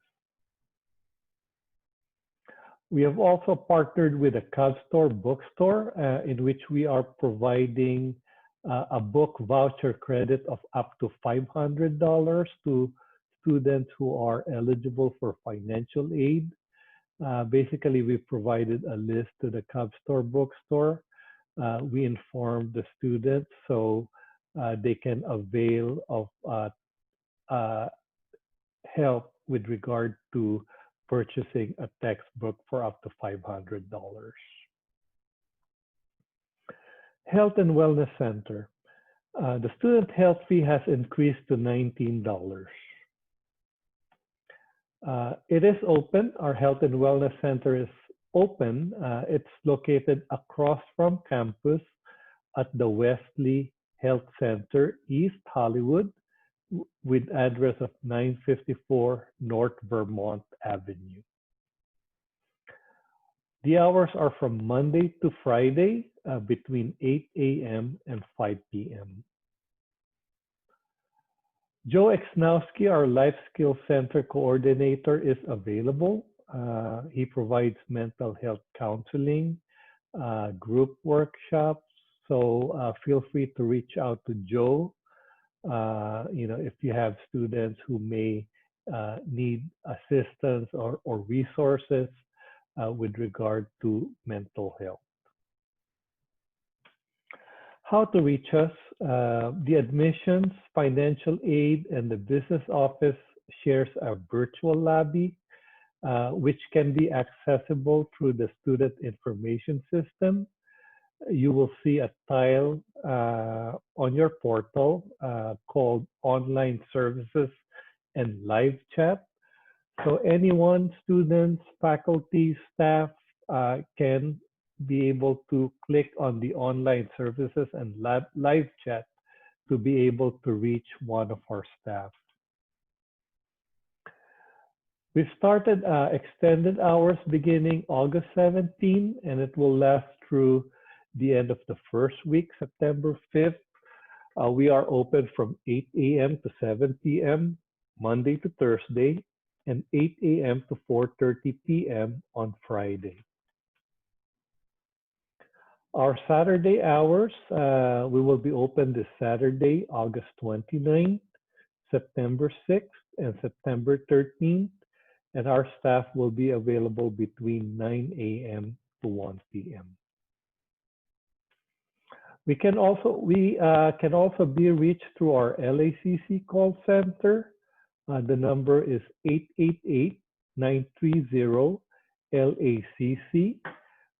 We should be able to assist students with password reset and general inquiries. Students can also reach us through our LACC student support email address. That is laccsupport@laccd.edu. And we actually track all incoming calls and incoming emails so that we make sure that we return calls and provide support for students who may need help during this registration period. That concludes my presentation. I thank you so much. Stay safe and be well. Hi, everybody. Happy fall. Welcome from the second floor of the Student Services Division. I'm going to go over the updates for my areas for all of you for fall 2020. As a reminder, my areas include counseling, career, transfer, first year experience, the Dream Resource Center, general counseling, and Cranium Cafe. First up in counseling, please join me in welcoming Ed Birdsong as the new chair for the department. He's replacing Luisa Cortez. We have a lot of new counselors this year, specifically limited full-time counselors serving in lots of different areas around the campus, including EOPS, where we have 2 new folks, STEM, our non-credit and adult ed programs, where we also have two limited counselors joining the team, the online academy, 2 folks in general counseling, and coming up soon is our Emoja program, hiring a new full-time counselor. Most of these folks have already started either in the summer or in the middle of last year. New for the Career Center this fall is our Exploratorium concept paper that's being developed by one of our limited counselors, Alicia Gutierrez. That is a very exciting project and near and dear to Dr. Gallagher's heart. We have career counseling ongoing, so if students are trying to figure out what they want to be when they grow up, or if they want to switch careers, there's a lot of different services available again from Alicia in the Career Center. And finally, we have new as of the spring semester or winter, the College Central Network, or CCN, which is a place for employers to list jobs for our students and for our students to apply to those jobs and hopefully gain employment while they're at LACC. For our transfer center, we have a lot going on right now, including our first ever virtual transfer fair, which is going to be November 5th from 10 to 1 p.m. We're going to use Zoom webinar. We're still looking at different software options because this is a big event for LACC historically and for the LACCD in particular. We're going to have webinars, breakouts, representatives. Every year we welcome over 50 colleges and universities to come physically to campus. This year it's all going to be virtual. Of course, the Transfer Center is known for and is going to continue with webinars and workshops where we're seeing massively increased attendance with the online format, including going over applications, personal statements, tips and tricks to apply for prospective students who are starting their journey towards transfer and students who are preparing to transfer sometime soon. Something that's very exciting is that we cover all the UCs, the Cal States, any questions a student has about the Common Application and HBCUs, which we haven't set a date for, but those are coming up soon. And finally, we have a nice partnership with the Writer's Block where the Transfer Center and Writer's Block tutors and staff and faculty will be helping students take a look at the personal statements as well as their PIQs for the UCs. Those are formerly the personal statements for them. For the first year experience in College Promise at LACC, I'm happy to say that much like the rest of the college, we are experiencing similar or increased enrollment and headcount for our students. Again, for Promise students, they're all full-time students. So those folks average anywhere from 12 to 15 units. In some cases, a little bit more than that for the fall. So that's very exciting. We had our historic summer bridge this summer. A lot of the campuses in the district chose not to do a summer bridge or to do a very minimal thing. We continued with both credit and non-credit instruction and counseling and math and English over the summer.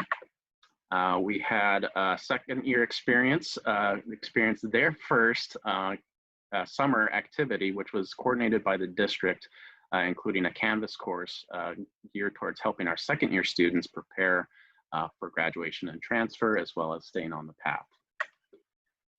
We just completed last week our drive-through and pedestrian Chromebook distribution. It was 3 days and we distributed over 260 units. Our students were most interested in our pedestrian pickup, and we're going to do one more of those this Friday, tomorrow.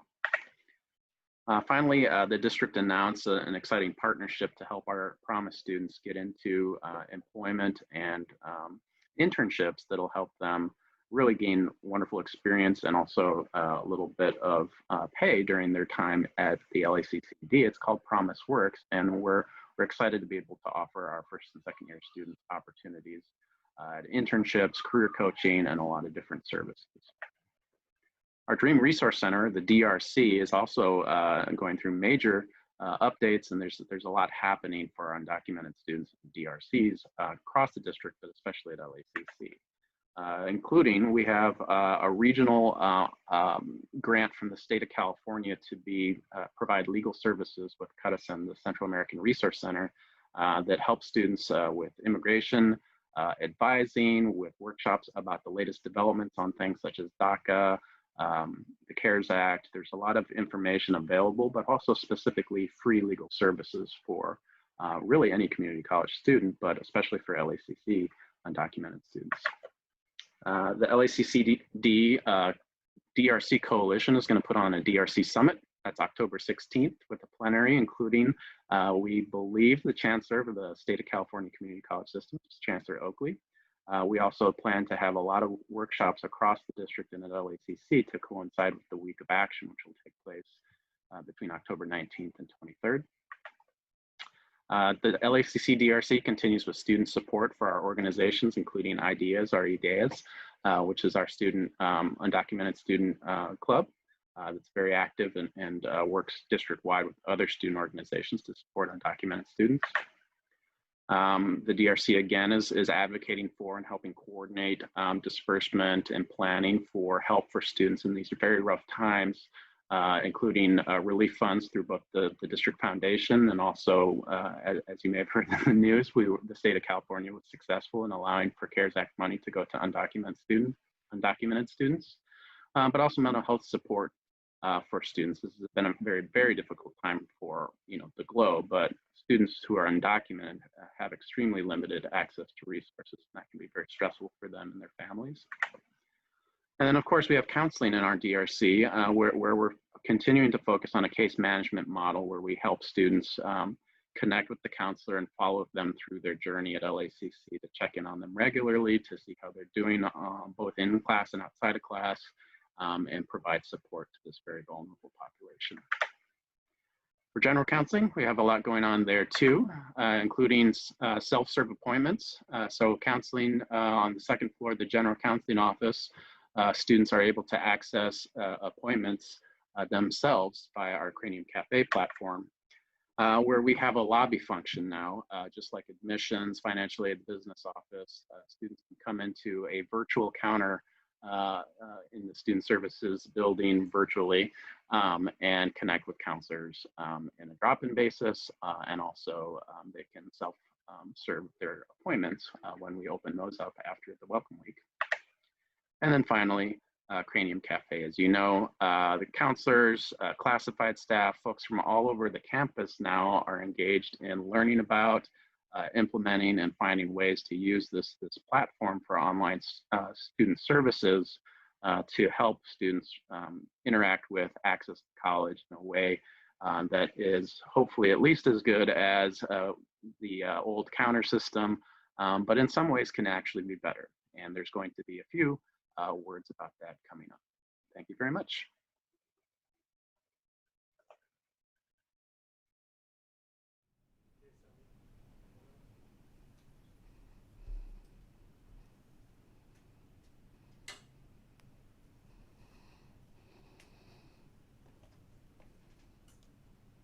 Many thanks to my student services colleagues for their presentations. And now on to my areas. My areas encompass the college's special programs. And the special programs provide the right blend of services to keep students here, engaged, and they are built on the goal of achieving equity. Our services are focused on students who qualify for financial aid, our first-generation college students, and or exhibit an educational need. The programs provide a new opportunity for a fresh start each and every term.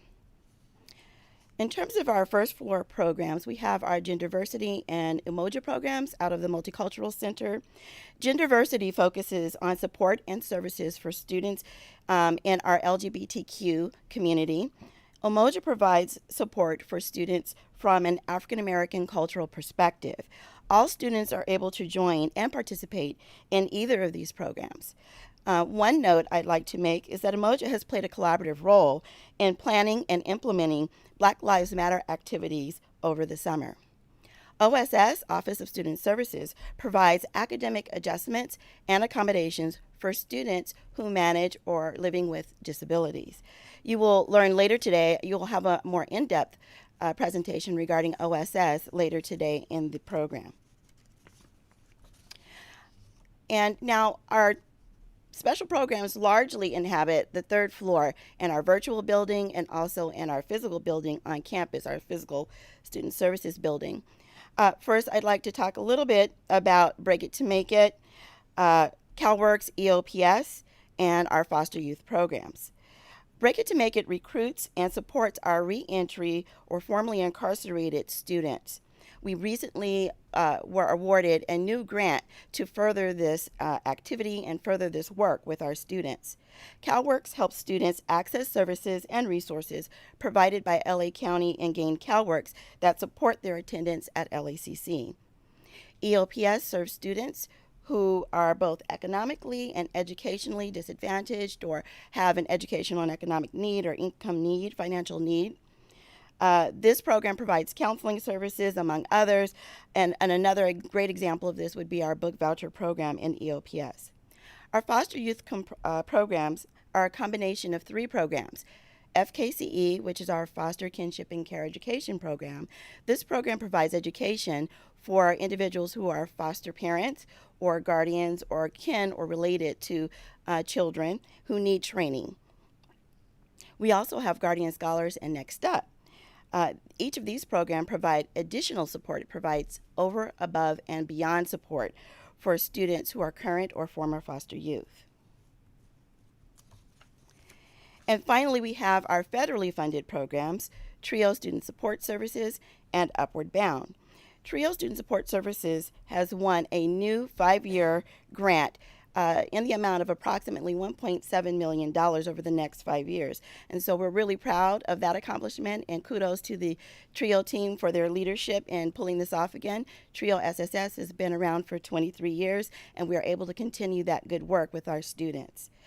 Both TRIO SSS and Upward Bound serve students who are first-generation college students and qualify for financial aid.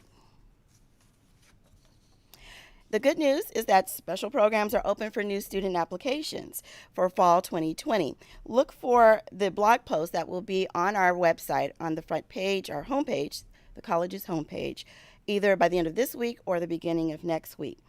With the blog post, students are able to navigate to all these student services and find out how to apply for each and every one of the programs. And now we will turn to our video regarding how to access student services in our remote environment.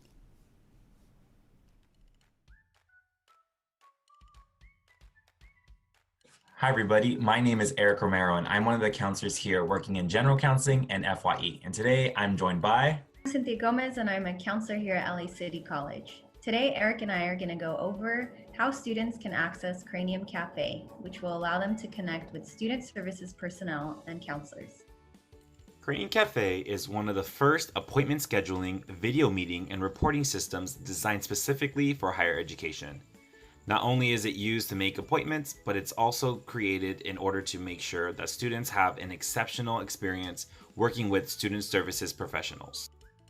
Most student services were located in the Student Services building on campus, where students would go into one space and be able to find tons of resources. Students used to walk through and maybe wait in an actual physical line, but now everything is done online. Although students can no longer physically walk into our Student Services building, they can virtually connect with most of the services either through a direct chat or a virtual lobby. It's very easy for students and staff to get connected to this resource because the link is actually in the student portal and the employee portal as well. Cranium Cafe now has one login for all of the LACCD campuses. Students should log into their SIS student portal and then click on the online counseling and live chat tile. Once students are inside Cranium Cafe, they can scroll down to see all the departments and all the group members or staff, counselors that are part of that department. There's also quick links on the top of the page to make it easy to find the department you're looking for.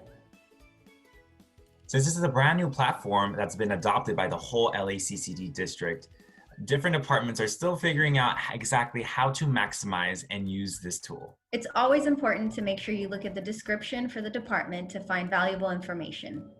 Looking for information about Cranium Cafe is easy. Simply scroll through the beginning pages of the LACC main website and click on this link in order to be directed to more information. So Cynthia, what exactly can students do when they're in Cranium Cafe? Cafe enables students to connect with us in 3 different ways. They can send a direct chat to chat instantaneously with a staff member. They can schedule an appointment, and they can also go directly into a virtual lobby. department is using a virtual lobby, you'll be able to find this link on the description in the Cranium Cafe directory or directly on their website. A student clicks the lobby and then they will be prompted to select a reason for their visit. Make sure that counselors and staff are available during the time that you log into the lobby. Wait, you're telling me this is an online tool, but people aren't available 24/7? If you log in at 11 p.m., there might not be anybody there to pick you up and you'll be waiting around in an empty virtual lobby. Outside chatting with the individual or department in their lobby or in a chat box, you can actually just schedule an appointment. Scheduling an appointment with a counselor is fairly simple. Follow the directions by clicking on the different boxes and it will guide you to find the exact time, date, and mode in which you will meet with the counselor. You can also hover over the Cranium Cafe card of an individual staff or counselor and see if you're able to schedule any appointments. Sometimes appointments might become available if a student canceled. Always make sure to check the department's website to find out the best way to schedule an appointment. It might be through a link or it might be through a staff member in the department. As you know, our Los Angeles Community College District is ginormous. So in order for us to get connected to all the different resources, Cranium Cafe made a single sign-on so students can go to the different schools within the same exact platform. Once you have clicked on the tile for Cranium Cafe, you'll be expected to read the informed consent, agree, and then you'll be directed to either sign in as a guest, or if you're a student or faculty member, go ahead and use your Canvas and SIS credentials to get in. Students and staff will enter into a new interface where they'll be able to go to the different LACCD community colleges and check out different resources at the different schools. For students that just want to look at LACC's resources, simply choose LACC at the top right. In order to make LACC your home campus, so every single time you sign on, it defaults to that page, simply go into your account settings where you'll be able to set your default home campus by selecting Los Angeles City College and saving it. Oftentimes, we would love to direct students to resources, but sometimes can't find them. Well, on the For Students tab on the website, a list of resources is available at any time. On the LACC homepage, select the For Students tab in order to find resources that you can direct your students to.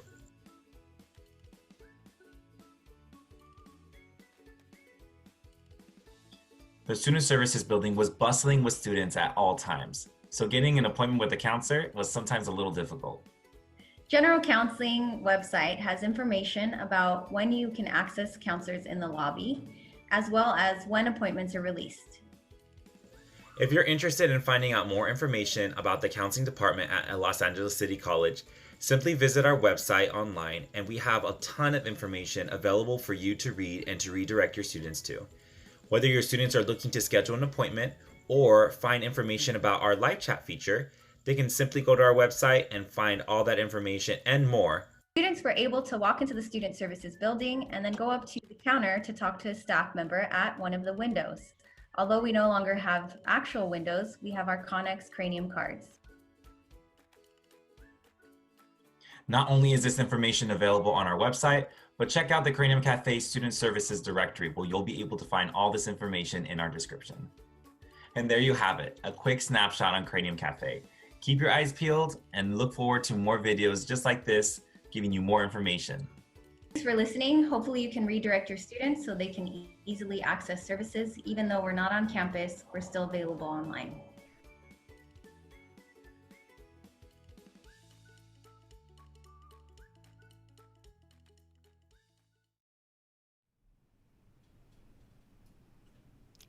Thank you, Eric and Cynthia, for that wonderful presentation.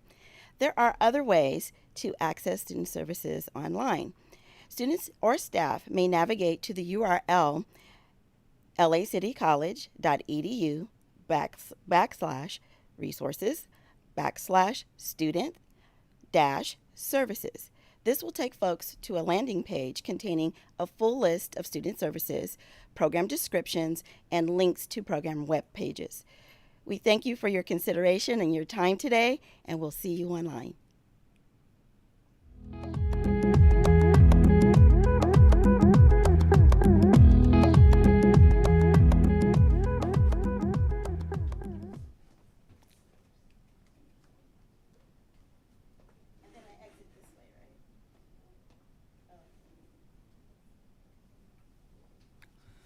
Good morning, LACC family.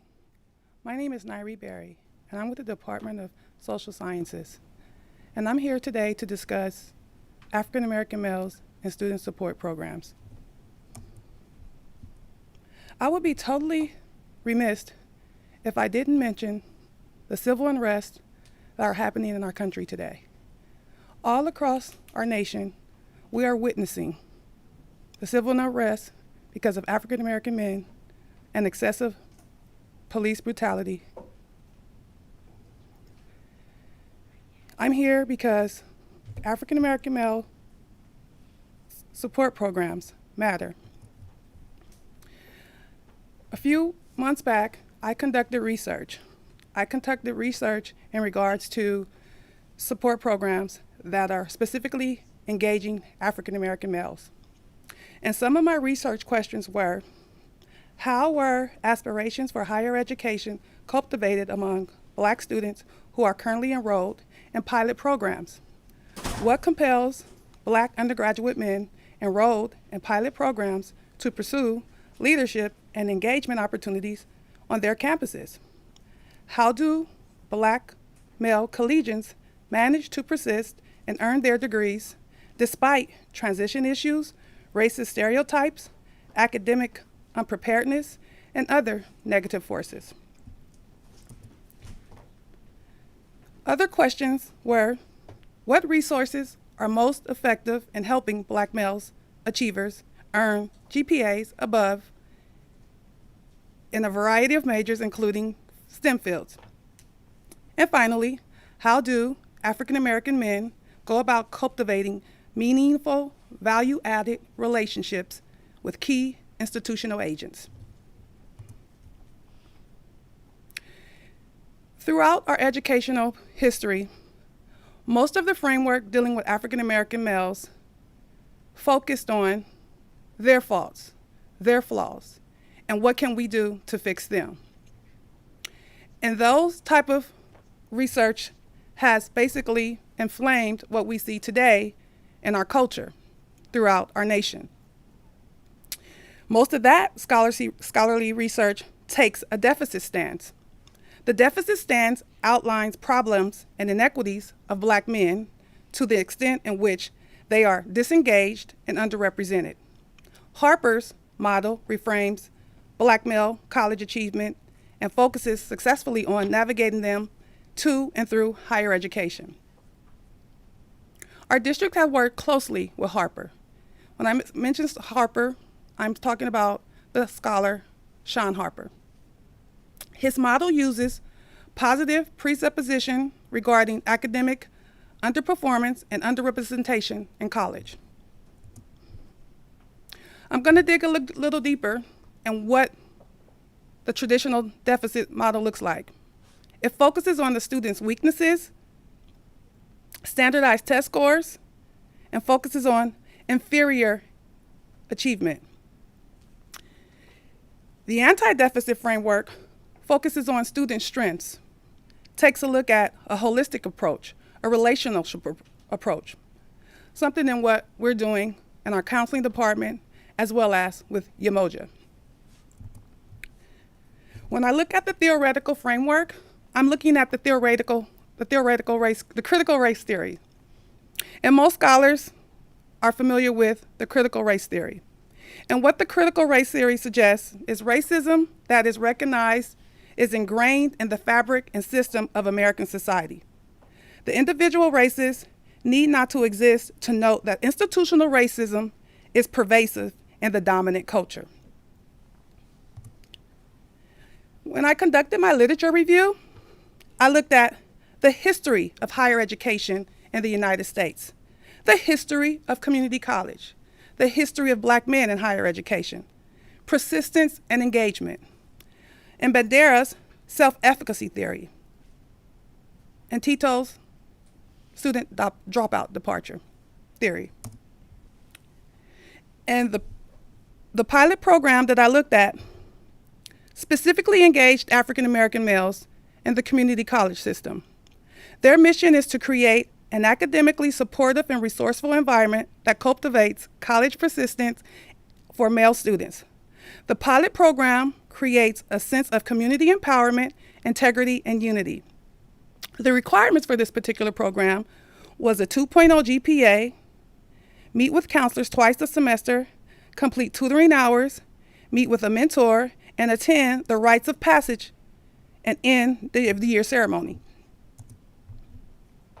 The pilot program goal was to counter the deficit model that provides academic and student support services to increase the success of males at the Los Angeles community colleges.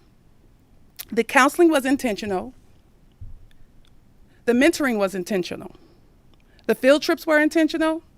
The study halls were intentional. The work groups were intentional.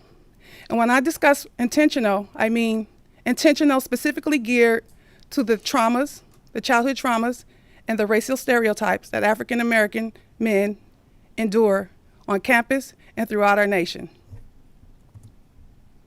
So one of the questions, when I looked at the themes, reoccurring themes consisted of, and the question was, how are aspirations for higher education cultivated among Black students who are currently enrolled in the particular program, right? So the common themes and the response were, it's a goal for myself. My faith motivates me. My mother wants me to get a degree. And one of the respondents had a compelling response. He stated, it's a goal for myself. As a Black man, people judge you. If you fit the stereotype, you're looked down on. No one wants to help you. So an educated Black man, I feel I can get rid of some of those stereotypes. Again, this respondent internalized, oh, it's my fault that stereotypes are projected on me. It's my fault because of the way I look, people mistreat me. That's a deficit model that we as a nation, we as educators have embedded in African American men.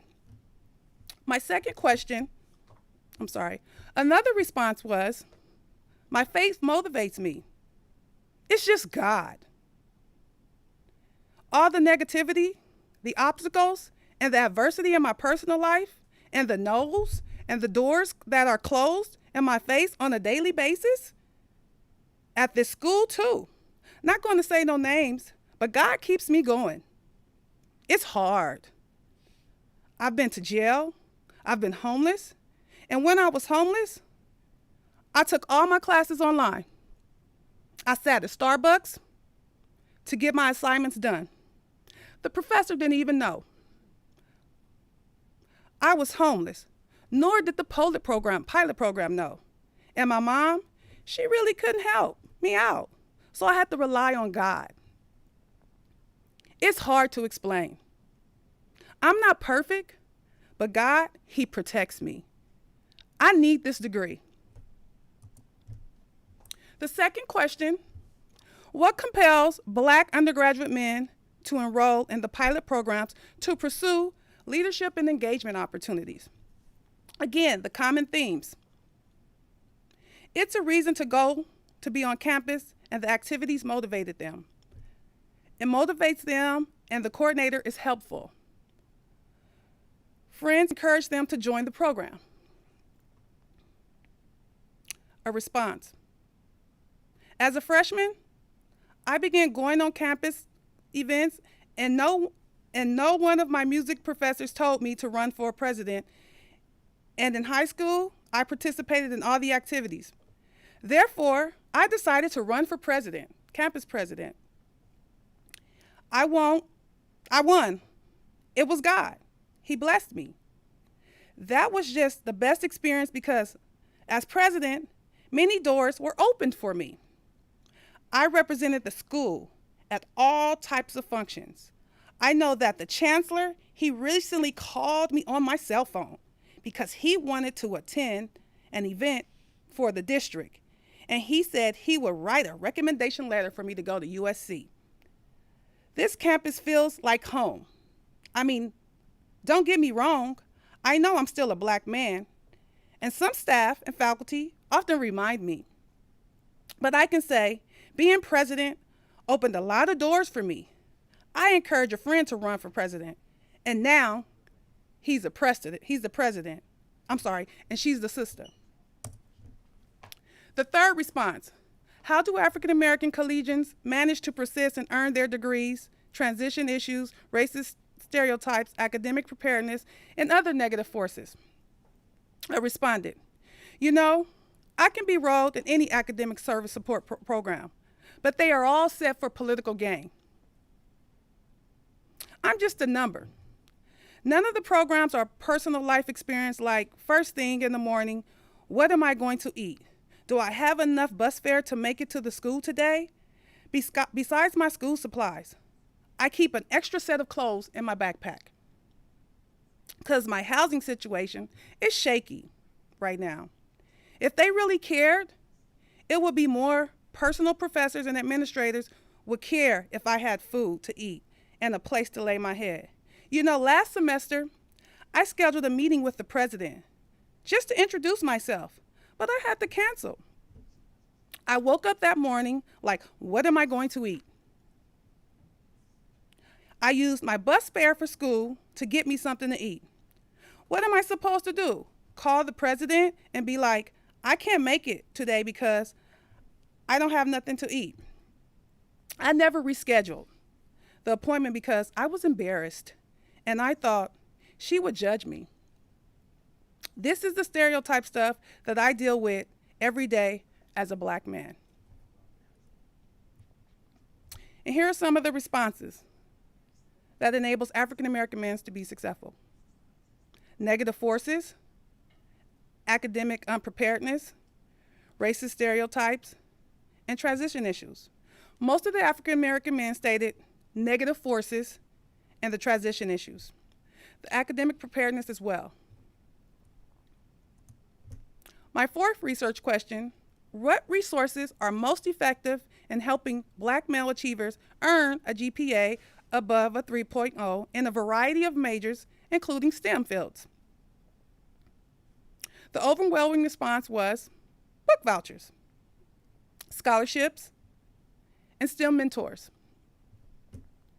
A respondent replied, I want to go to Harvard. Right now, my GPA is a 3.8. I know when I get to Harvard, I'm going to have to start all over again, despite me completing 2 years at the community college. I've stopped telling folks, staff and friends, that I want to go to Harvard because they will give me this look like I cannot get in or something. So now I do everything by myself. I get my own book vouchers, I look for my own scholarships, and I even submit my poetry and essays for contests for extra cash. I mean, I'm enrolled in a pilot program, but it's still all political. It's just another way to say we are helping them, we are making a difference, and everything I need to know about Harvard, I do it on my own. I even went to Santa Monica College Transfer Center because I knew a Harvard representative would be there. It helped a lot.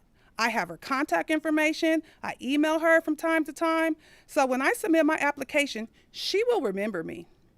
I'm going to Harvard. Watch.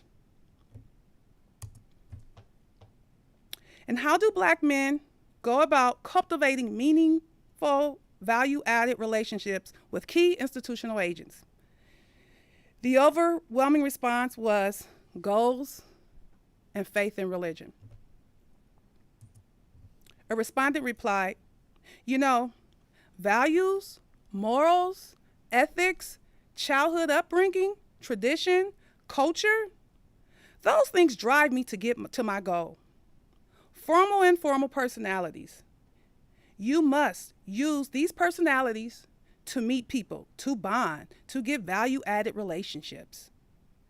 It enables you to achieve certain misconceptions. Hinder you, they are challenges. There are challenges as a Black man. You must be persistent. It's hard, challenging, it's hard. I know where I want to be.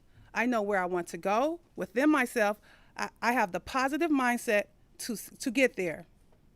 I want to be in life, so I meet with tutors. I meet with my professors, I meet with administrators, and I participate with the program. It's tough. It's really tough. So after conducting my research, I concluded, among other things, that it's important for policymakers and educators should consider expanding the scope of counseling from required general guidelines to an increasing awareness on personal goals. Throughout my research, a common theme was faith, self-efficacy, and me. I'm doing this for me. Oftentimes, African American males don't have the support systems as other ethnic groups.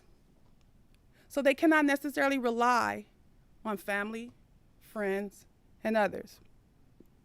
Despite them having to deal with police brutality, social injustice, homelessness, and childhood trauma, they persist. As educators, we owe them that extra empathy. Another recommendation I concluded was policymakers and educators should consider expanding financial aid counseling from loan management to include financial security counseling as well. Why? Because oftentimes, you come from an underrepresented community, you don't necessarily hear about financial management, how important credit is. And then once African American males are in a position to be successful, they have to take about 5 steps back, which oftentimes include about 5 years, because they have to go back and look at the financial record. It's important for us as educators and policymakers to include a holistic approach to being for African American males to be successful. These are my references. And I'll leave you with this. A few days ago, we witnessed Jake Blake get shot in the back about 7 times. It's by the grace of God. He will survive. A few nights ago, we witnessed a white male named Kyle Riddington, I'm sorry if I'm not pronouncing his name correctly, walk through with a AK-47 rifle and murder 2 innocent protesters. He pretended to be law enforcement. He had an obsession with law enforcement.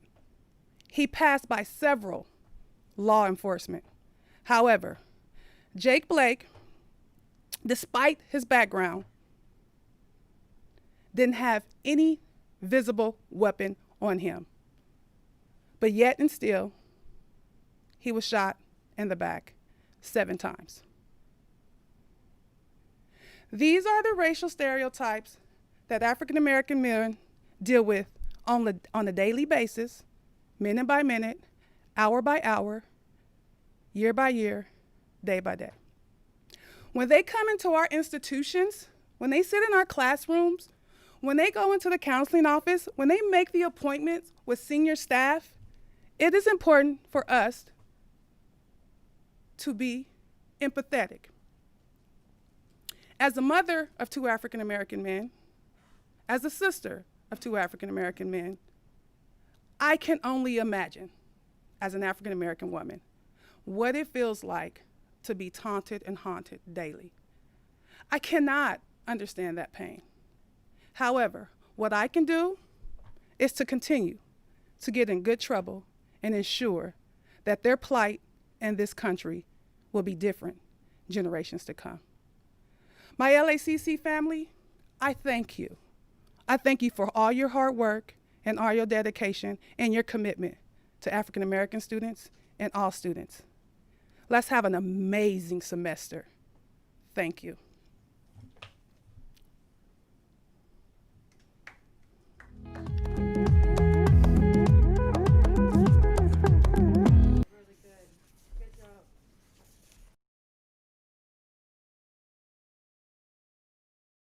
I'm Kenneth Marcus, Assistant Secretary of Education for Civil Rights. The Office for Civil Rights, or OCR, is tasked with ensuring equal access to education and promoting educational excellence through vigorous enforcement of civil rights. Today, more than ever before, access to education has moved online. And in light of the coronavirus, a number of educational institutions have indicated that they are moving their services online. These online platforms are some of the most prominent ways that schools and institutions, including public libraries, communicate and provide educational services. Students and parents now frequently visit school websites, online student portals, and mobile applications. Even institutions that are new to online learning use the internet to disseminate information and deliver a wide variety of services, such as online applications, lunch payment systems for elementary school districts, and remote coursework for students at all stages of their educational careers, just to name a few examples. Online learning is a powerful tool for educational institutions as long as it is accessible for everyone. Services, programs, and activities online must be accessible to persons, including individuals with disabilities, unless equally effective alternate access is provided in another manner. Last year, OCR initiated a national effort to address online accessibility for individuals with disabilities. In this video, my colleagues and I will cover the basic legal framework, what accessibility means in the context of a school's online programs, and the work that OCR is doing to help our nation's schools achieve that goal. We will also discuss the resources we have available for educators that are new to online learning and website accessibility. Key to our discussion today, OCR is responsible for enforcing 2 federal civil rights laws that address the rights of individuals with disabilities. Section 504 of the Rehabilitation Act of 1973 applies to entities that receive federal financial assistance from the U.S. Department of Education, including school districts and public and private colleges and universities. Title II of the Americans with Disabilities Act applies to public entities, and OCR shares responsibility with the U.S. Department of Justice in enforcing Title II with respect to most public educational institutions, as well as public libraries. Under both laws, recipients of federal financial assistance and public entities must ensure that individuals with disabilities have an equal opportunity, as compared to individuals without disabilities, to participate in their services, programs, and activities. When we use the term accessible, we mean that individuals with disabilities can acquire the same information, engage in the same interactions, and enjoy the same programs and activities as their non-disabled peers with substantially equivalent ease of use.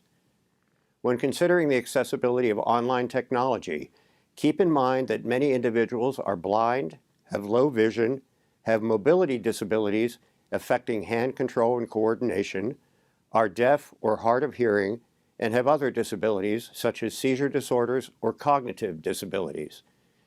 Individuals with disabilities may use assistive technology to enable them to navigate websites and access related information, such as PDF documents contained on websites. Some examples of assistive technology include speech recognition software, mouth sticks, or eye tracking or pointing devices to navigate websites for individuals with mobility disabilities who find it difficult or impossible to use their hands to operate a mouse, and screen reader software that converts visual information on websites into speech for individuals who are blind. It is important that websites and online learning are built and developed to be accessible to individuals with a variety of disabilities and compatible with the various forms of assistive technology such individuals might use. One way for educational institutions to take stock of their online accessibility is to engage in routine testing of their online activities. This testing can include an automated checker, which assesses the coding of the website. However, automated checkers should be supplemented by manual testing conducted by an individual who can identify accessibility deficiencies that go undetected by automated checkers. For example, an automated checker would often not be able to confirm whether a user who, because of a disability, cannot use a mouse, can access a website using only the keyboard. In June 2019, OCR launched a national website accessibility team to investigate the accessibility of online services, programs, and activities of educational institutions and public libraries, and to provide technical assistance in this area. The team includes dedicated attorneys and investigative staff members from all of OCR's 12 regional offices who have received specific training about website accessibility. The team conducts directed investigations, processes complaints received from the public, and provides technical assistance. We understand that many educators are new to online learning and that the field is evolving due to coronavirus concerns. Educators who have questions may contact our web access team for technical assistance. OCR is also committed to providing the public with information about the civil rights laws OCR enforces. Our web access team can be reached via email at ocrwebaccessta@ed.gov. Anyone who feels that a recipient or educational institution has violated a federal civil rights law enforced by OCR can file a complaint at ocrcas.ed.gov.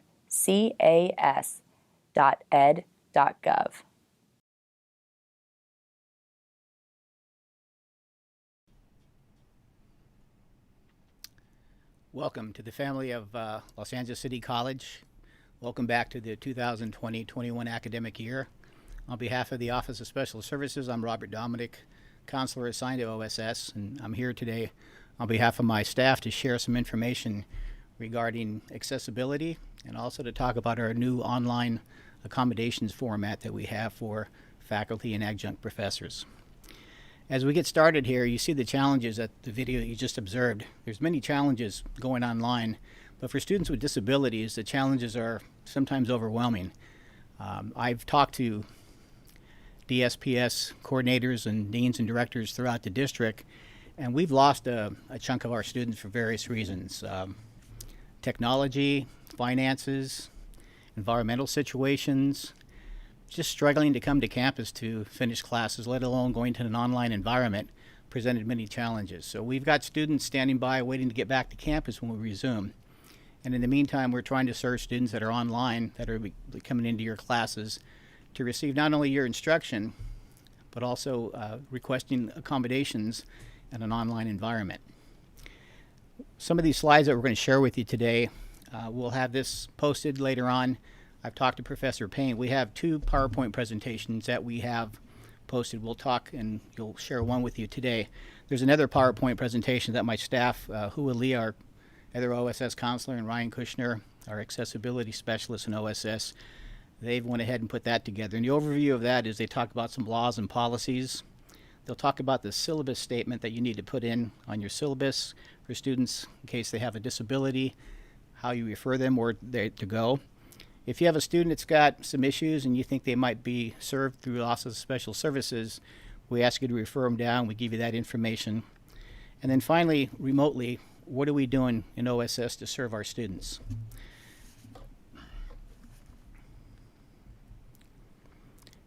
In the slide here that you're looking at, the question is the electronic means, and anything that we share with students must be accessible. So you might be teaching a class for 5 years, and one semester a student comes into your class and you've got 30 students in class, and this one particular student cannot access your instruction, your video, your document, whatever it might be.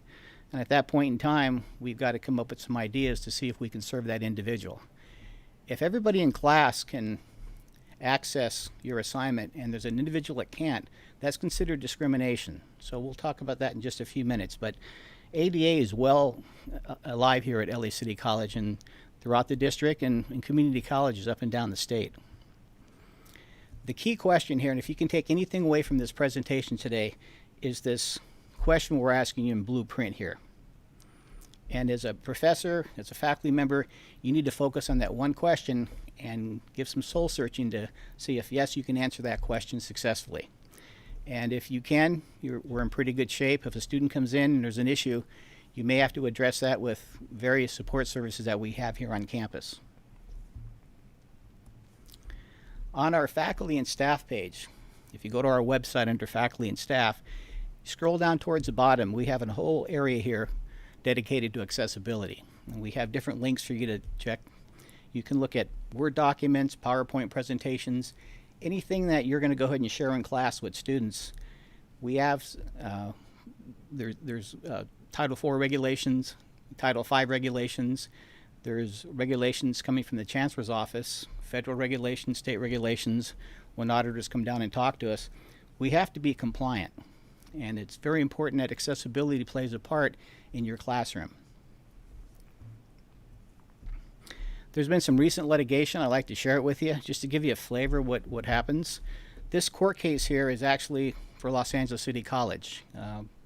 This court case took about 4 years. It gained legs and it started to crawl, walk, run, and pretty soon we ended up in a court case. When it was all said and done, we were scrutinized up and down. We had staff called in, we had faculty called in, administrators. And if you look at the bottom here, these are the 4 areas that we were held responsible for. One had to do with the lab program. Students went on to an academic lab program and they worked on a problem and they put their answers in. And for a student that was an OSS, this lab program was inaccessible. And it's not so much what we did or the professors did, it was really from the publisher. And so we purchased a program that wasn't accessible for one of our students. They also looked at in our library, when a student went into the library, they weren't able to access our database system. And for that reason, we got held responsible for that. Our campus website was scrutinized when you go onto our website. And also we had just switched over to our PeopleSoft program. And we were having difficulty not only just getting used to PeopleSoft, but students with disabilities accessing PeopleSoft, getting in there, being able to register for classes and utilize the services. And finally, we had a individual with a handbook. And this handbook was passed out to everybody, and the handbook wasn't made accessible. So it wasn't able to be turned into a format where a student with a particular disability could access and receive that information. So when it was all said and done, this case was worth supposedly hundreds of thousands of dollars that we were being sued for, got reduced down to thousands of dollars. And I think the court case is being appealed. But those are the 4 major areas that were found in our case. Here's a court case that's fresh. The date is April 30th, 2020. If you take a look at some of the community colleges spread out throughout Southern California, 4 in particular I can think of: Mount San Antonio College, Rio Hondo College in Whittier, LA Pierce College, and this particular school, our sister school, West Los Angeles College. Campuses are spread out, they're sprawled out, and they're built on a hill. And for that reason, students went to court, and this court case talked about accessibility, and it talked about transporting students around campus. Here at LA City College, we're flat, we're compact, we're square. We do transport our students around by foot. We can get escorts, but students are taken around by our security and by our cadets, and we do provide escorts, but they're done on foot. This particular court case here, there was a tram service that was discontinued, and because of that, students weren't able to access where they wanted to go at West LA College, and this ended all the way up on a court case. Excuse me. Okay. All right. The big thing we try to do is we try to resolve or come up with some type of resolution to accessibility, and these are the steps that we would take, and hopefully we can resolve issues. And to take a look here, it goes all the way down into a lawsuit. And before that happens, usually an instructor and a student hopefully can resolve an issue. They can bring in OSS if they need to. And then from there, we may have to bring in department chairs. I give advisement, and I provide accommodations professors. And beyond that, I can't tell them what to do with that. I can only say, this is the accommodation, professor, this is what they're requesting, and hopefully it can be executed. If it's not, it may have to be resolved. And basically this is what we do. These are the interactive processes that take place. You can see OSS is involved in about 4 of these steps here. And eventually this can get into an ADA complaint down at the district. And if I get a phone call from Eric Kim at the district, he's in legal counsel, then we know we're not in good shape. We may be headed towards litigation or a lawsuit. So hopefully we can get this resolved. You have a variety of support on campus. As an instructor, professor, you're an adjunct professor. We had people on staff here that can deal with students that have accessibility issues. When a student comes into OSS, they fill out an application. They provide documentation of disability. We go ahead and review that. We sign them in and we approve them. And then we have to find out what their functional limitations are. Once we establish functional limitations, we provide them with accommodations. And once the accommodations are approved, they're put onto an accommodation letter and it's sent to your classroom. You're to look at it. If you agree upon it, you sign it and send it back to us. That student has accommodations. Now along the way, there may be some issues. There'd be some type of technicalities. Could be a book, could be a document, could be an image, could be a video. And if that's the case, we have people on campus that can help out with that. So Robert and Adrian, they're our gurus when it comes to distance education. The person I highlighted here is Ryan Kushner in the OSS office. Ryan really gets involved with accessibility issues. So when I hear something or a student emails us, we get a call from a professor, Ryan usually jumps in there and tries to see if we can resolve it. Donna Morley, our LD specialist. Cheryl Morrison works in the High-Tech Center. Calvin Leong does alt media. He converts books into audio format for students. And you've got 2 full-time counselors in OSS, Hua Lee and Robert Dominic. And then you also have your department chairs. Department chairs are a good resource. If you're having an issue with a student with a disability, your department chair, many times I'll call it a department chair. If I can't resolve with a faculty member, I'll try to bring in a department chair and say, this is the issue, can you talk with the faculty member? And then you also have your peers, faculty peers. So you may have somebody that's worked in your department that's had this situation. What we don't want you to do is, you're teaching at LA City College, you see a student coming down the hallway and say, oh my goodness, what's going to happen? They turn right into your door and come into your class and you're filled with anxiety, apprehension, there's fear. How am I going to teach the student with another 30 students in my class? So we're here to help you. You've got full support. You've got many people on campus that can work as far as accessibility is concerned.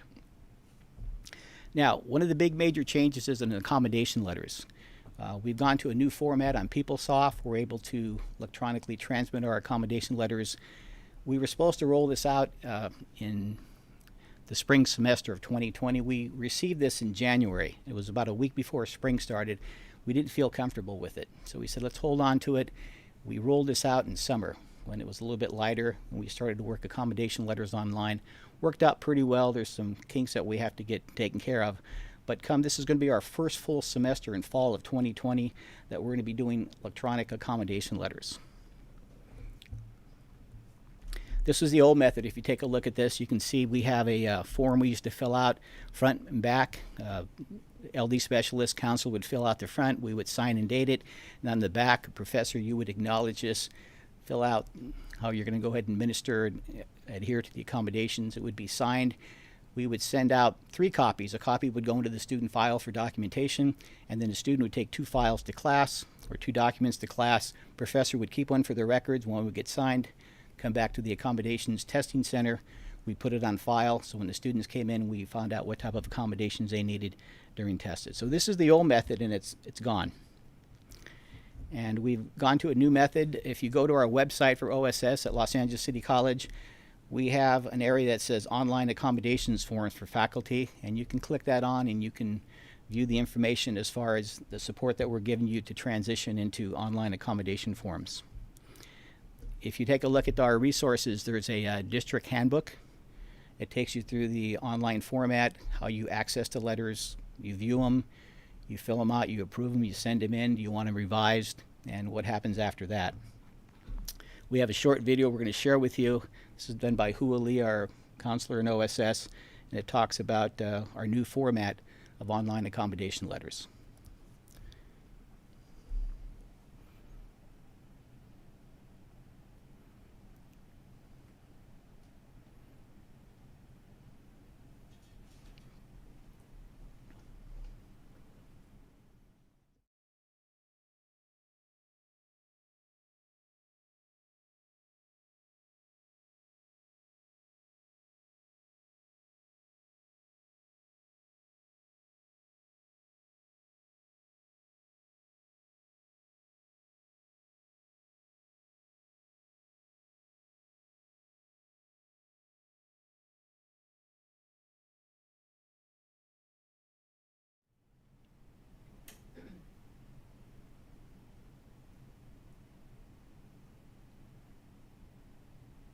We apologize for this format difficulty. We're not able to show this short video. It's about 7 or 8 minutes long. It's done by Hua Lee, and it takes you online. It takes you into your classroom roster, and it takes you through the steps of applying and being able to process these accommodation letters.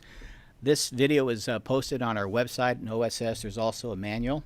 And like I said, this is going to be our full first semester in fall of 2020, rolling out accommodation letters. Students that come from other campuses, if you have a student that takes, let's say their home campus is LA Valley and they happen to enroll in your class, if they ask for accommodations, that's something that has to come through our office. So if they're approved at another campus, they've got to come into our OSS office here at LA City College. We have to sign off on their disability. We have to approve them, and at that point in time, we can post the accommodation letters. So when it comes to the accommodations, you're not responsible for providing students with accommodations, but you will receive a notice on your roster. You will receive an email that there's an accommodation request being processed, and we'd ask you to acknowledge it and send it back to us, or at least give us some feedback if you have any concerns about the accommodation. I wanted to share this email with you. It's from a student, and it's addressed to me, but it's to everybody here at LA City College. The bookstore, the student union, people in student life, our custodial staff, our library, our professors that come and teach one class, or professors that have been here for 30 years and are tenured. It's a student that took time to thank us, and not just send it to me and thank me as a OSS counselor, but this was sent out heartily to everybody. And she shares the fact that it's been a struggle because she has a disability. And for the most part, looks like a success story. And this young lady still has struggles. Now she's going to go ahead and apply for transfer. She's met her requirements, and she's still having some difficulty processing, how do I apply for transfer, what happens next, and so we're going to take her through that. But this is one of our success stories. So LA City College, you can take a curtain call on this and take a bow. Finally, as far as contacting OSS, we're on Cranium. We're very visible. My staff, Michelle, Cheryl, Ryan, Donna, Hua, our OSS testing center. We have tutoring also. We're on Cranium, and our emails are on. We're available. We're very accessible. In fact, we get people visiting us from all kinds of different angles, looking for different departments on campus. So we're available on Cranium, but the best place to contact us is if you want to get directly in contact with us, it's a simple email. So if you're not sure where to go, it's just oss@lacitycollege.edu.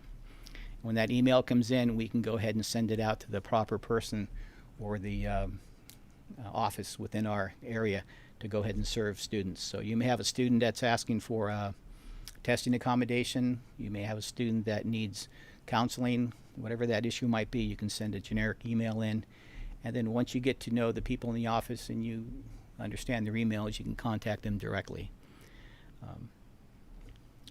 Other than that, we're pretty much available. We'd like to make sure students with disabilities that come to Los Angeles City College get a fair shake. They get equal footing to come and participate.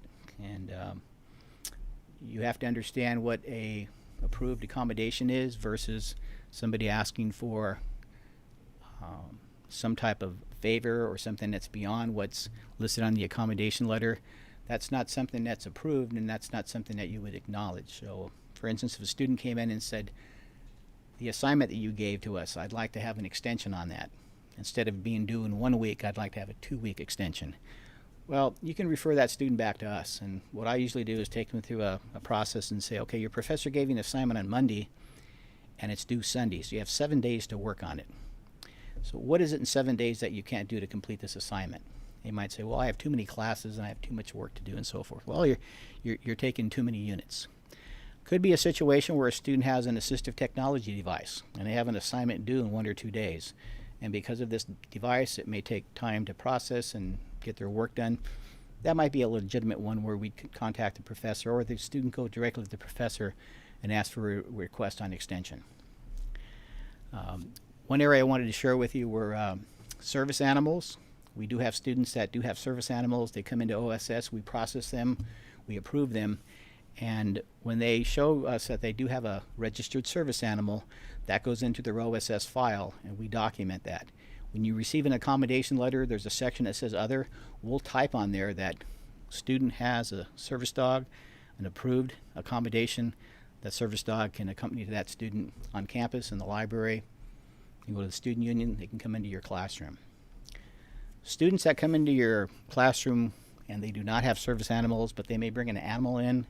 It's a therapy animal, it's an emotional support animal. That's ADA. That's not under OSS, and that would be somebody else on campus that you would deal with. We have an ADA coordinator. But I would be a little bit aware of that, and just to let you know, it's kind of a mess right now. It's not only at community colleges, but in businesses throughout the country. Can people bring their support animals into a store, into a restaurant, and so forth? And that's just a whole nother ball game, and it looks like that's heading towards some litigation. So if a student does have a service animal, it'll be put on the accommodation letter, and we'll see a few service animals here and there every once in a while. Other than that, hopefully we have a good year. It's great to be back. I'm starting my 44th year in education, and I'm having a ball, and I'm just really happy to be here at LA City College. I get supported from the senior administration all the way down to our student workers in our office and everybody in between. So thank you very much on behalf of the Office of Special Services. Go Cubs. Thank you.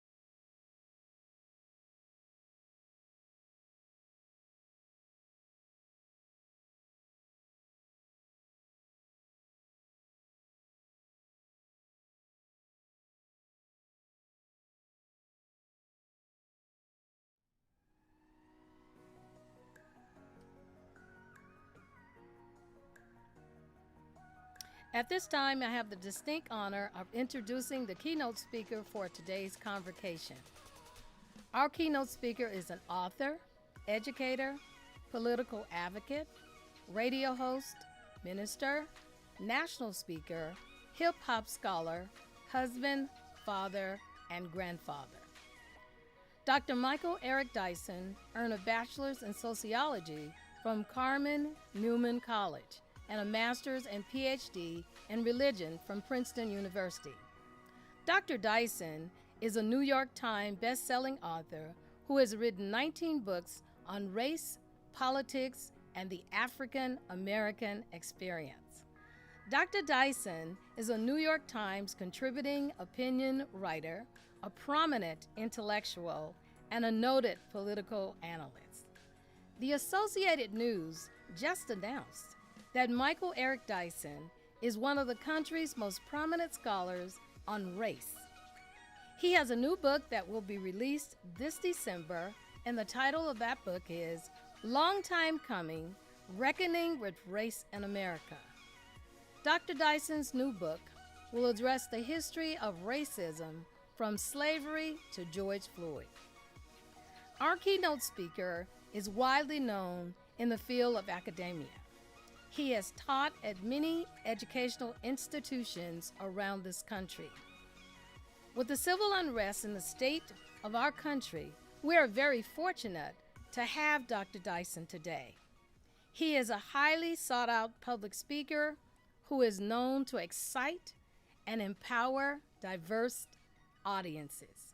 By many, he's known to speak truth to power and is never, ever without words. Please join me in welcoming to Los Angeles City College, Dr. Michael Eric Dyson.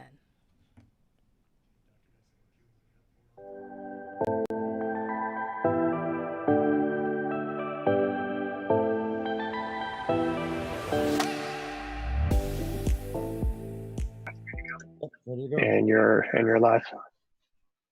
Thank you so much, Dr. Day, for that incredible introduction. I want to call you Reverend Dr. Professor Dean, head woman in charge.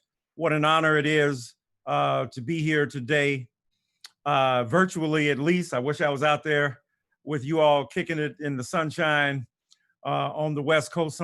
Some people say the best coast, so that having this opportunity to forge even further alliance with you and my dear friend, Dr. Berry there, your tremendous faculty, incredible students, and the wonderful, marvelous job that you do, Dean, Doctor, to prepare those students for a full-fledged existence and to be able to move forward in the world equipped with not only knowledge, but inspiration.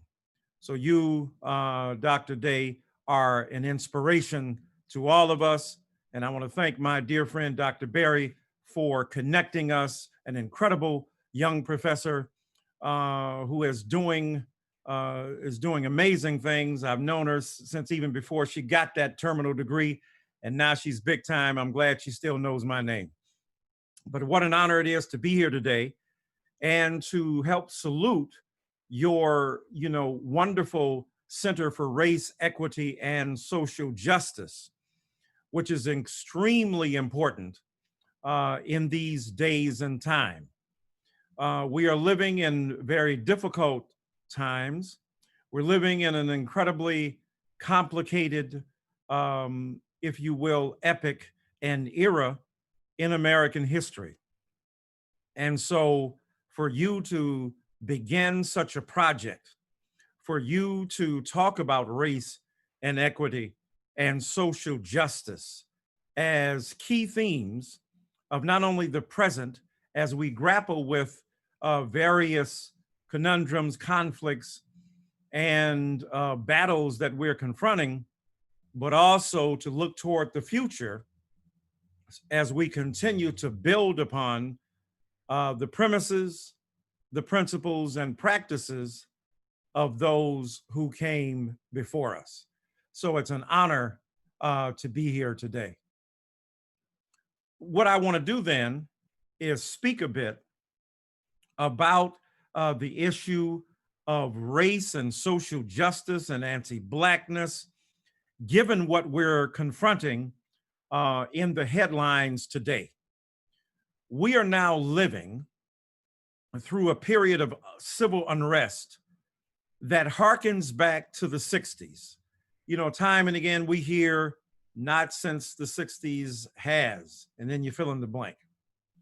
But in this case, it happens to be absolutely true that we are living in a day and time when those who were hungry and nostalgic for the times of the 60s, wondering when they looked at those grainy black and white photos or videos that appeared from the 60s, wondering, I wonder what it was like to get on those streets and to be the product of the strategy of Ella Baker or Septima Clark or Daisy Bates or Joanne Robinson or Martin Luther King Jr. or Diane Nash or Jim Bevel, or to walk with John Lewis across that bridge.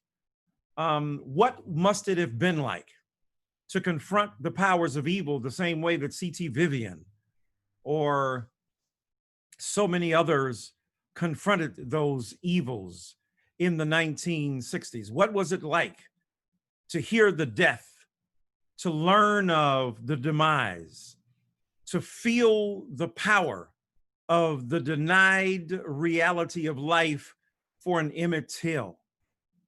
Well, we have our answer. We are living in an epoch and an era when the echoes of history resonate and rebound in our own day. Emmett Till meet George Floyd, right? When we think about Viola Luizzo, the woman from Detroit, Michigan, who was a housewife and a civil and social activist who was leaving, I believe it was Selma, after the march and then gunned down mercilessly. Meet Heather Heyer, who was protesting in Charlottesville, Virginia, against neo-Nazis and white supremacists. When we think about those 4 little girls blown to their reward in the church, the 16th Street Baptist Church in Birmingham, think about Breonna Taylor, a bit older than them by a decade, and yet a powerful, beautiful, wonderful, innocent woman who was nonetheless gunned down in her own apartment in a case of mistaken identity, with a no-knock raid that was a botched raid, with a no-knock warrant, with a botched raid. And her boyfriend asleep with her, then having a gun, shooting because they did not announce themselves as police, shot her several times, killed her, and none of the cops have been arrested. So we don't have to worry or wonder about what it was like to live through the 60s, because the 2020 and 2020s and the previous years and the teens, where we have seen the resurgence of white supremacy, the recrudescence, the rebirth of white bigotry. We are living in historic times where we don't have to look back to Dr. King or Ralph Abernathy, when we don't have to look back to Nannie Helen Burroughs or think about Mary McLeod Bethune alone in their historical grandeur, because we have both the opposition and obstacles, the impediments and the roadblocks, and the opportunity to do something significant, because we are living in unprecedented times, at least over the last 50 years. So when I think about where we are, if I were to give title to my talk, and the great Southern historian C. Van Woodward said that a title is a contract between an author, or in this case, a speaker, and his or her audience. And if I were to give title to this talk today, I would entitle it The United States of Amnesia. Now, that title is not mine to begin with. It was pinched, borrowed, sampled in the terms of young people from the late great writer Gore Vidal, who said that we lived in the United States of amnesia, addicted to forgetfulness, refusing to acknowledge who and where we are, where we have come from. I would suggest, to give my Dysonian interpolation and addition, coda, if you will, addendum, whatever big word you want to use to say, I'm gonna add my own flavor. I would say that the theme song for the United States of Amnesia is provided by Barbra Streisand. Now I know you young heads out there, trying to figure out who the heck is Barbra Streisand. What is a Barbra Streisand? Now I know y'all stuck on Taylor Swift and Adele. I get it. Hello. All right, I understand. You got your Beyonce queued up. I'm not mad at you. Black is king. What up? But Barbra Streisand also was a tremendous songstress, is still a tremendous songstress. And she sang a song written by two distinguished songwriters called Memories. And in that song, she said, "What's too painful to remember, we simply choose to forget." And what's too painful to remember in America is the history of white supremacy, social injustice, economic inequality, anti-Blackness that has threaded itself throughout the history of this nation. Here we were in 1619, 20 and some odd Negroes, as we were called then, extracted from our resting place in African soil and brought here forcibly against our will to patriate this American society, this hemisphere, with our bodies, and to populate this arena with our bodies so that we could be exploited, so that our physical labor could be exploited, but our intellectual ingenuity, which those who were our captors swore we didn't possess, and yet they depended upon our ingenuity to figure out how to do better forms of work, to make sure that cotton was king, to make sure that the crops that we tended to did well, and that the economic infrastructure of American society rested upon Black labor, Black livelihoods, Black lives, and of course, Black brains. And so from the very beginning, 1619 as a symbolic and iconic moment, as an iconic figure, we know that there were Black people in North America long before 1619, but that's an iconic number because it summarizes the mass forced migration of Black bodies from Africa, mostly Central and West Africa, over here to the 13 colonies.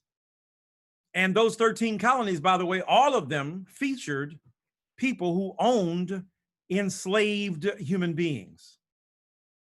Now, a lot of controversy, speaking of the United States of amnesia, a lot of controversy has accrued around the 1619 project of the New York Times. Hannah Nicole Jones and her other authors, who unleashed on America a remarkable, intelligent, insightful, brilliant interpretation of America through the lens of those who were most despised, those who were most vulnerable, those whose backs were against the wall, those who were the victims of white terror, of white supremacy, of economic injustice, of social dramas, of white innocence, white fragility, white comfort, all coming together, and of course, white privilege, to deny the legitimacy of Black mobility. And so enslaved Black people put on whether urban cities or southern plantations, and there we were kept in order to do the work of the masses. And isn't it interesting that many white brothers and sisters called us lazy and said we weren't willing to work while we were doing all the work? In fact, reparations, if we're going to make a bottom line deal with it, if we're going to talk about what the economic bottom line is could be said to be, you know, just payment for what Black folk did. Man, we done worked a bunch of overtime. Where the check at? Where the money at? Right?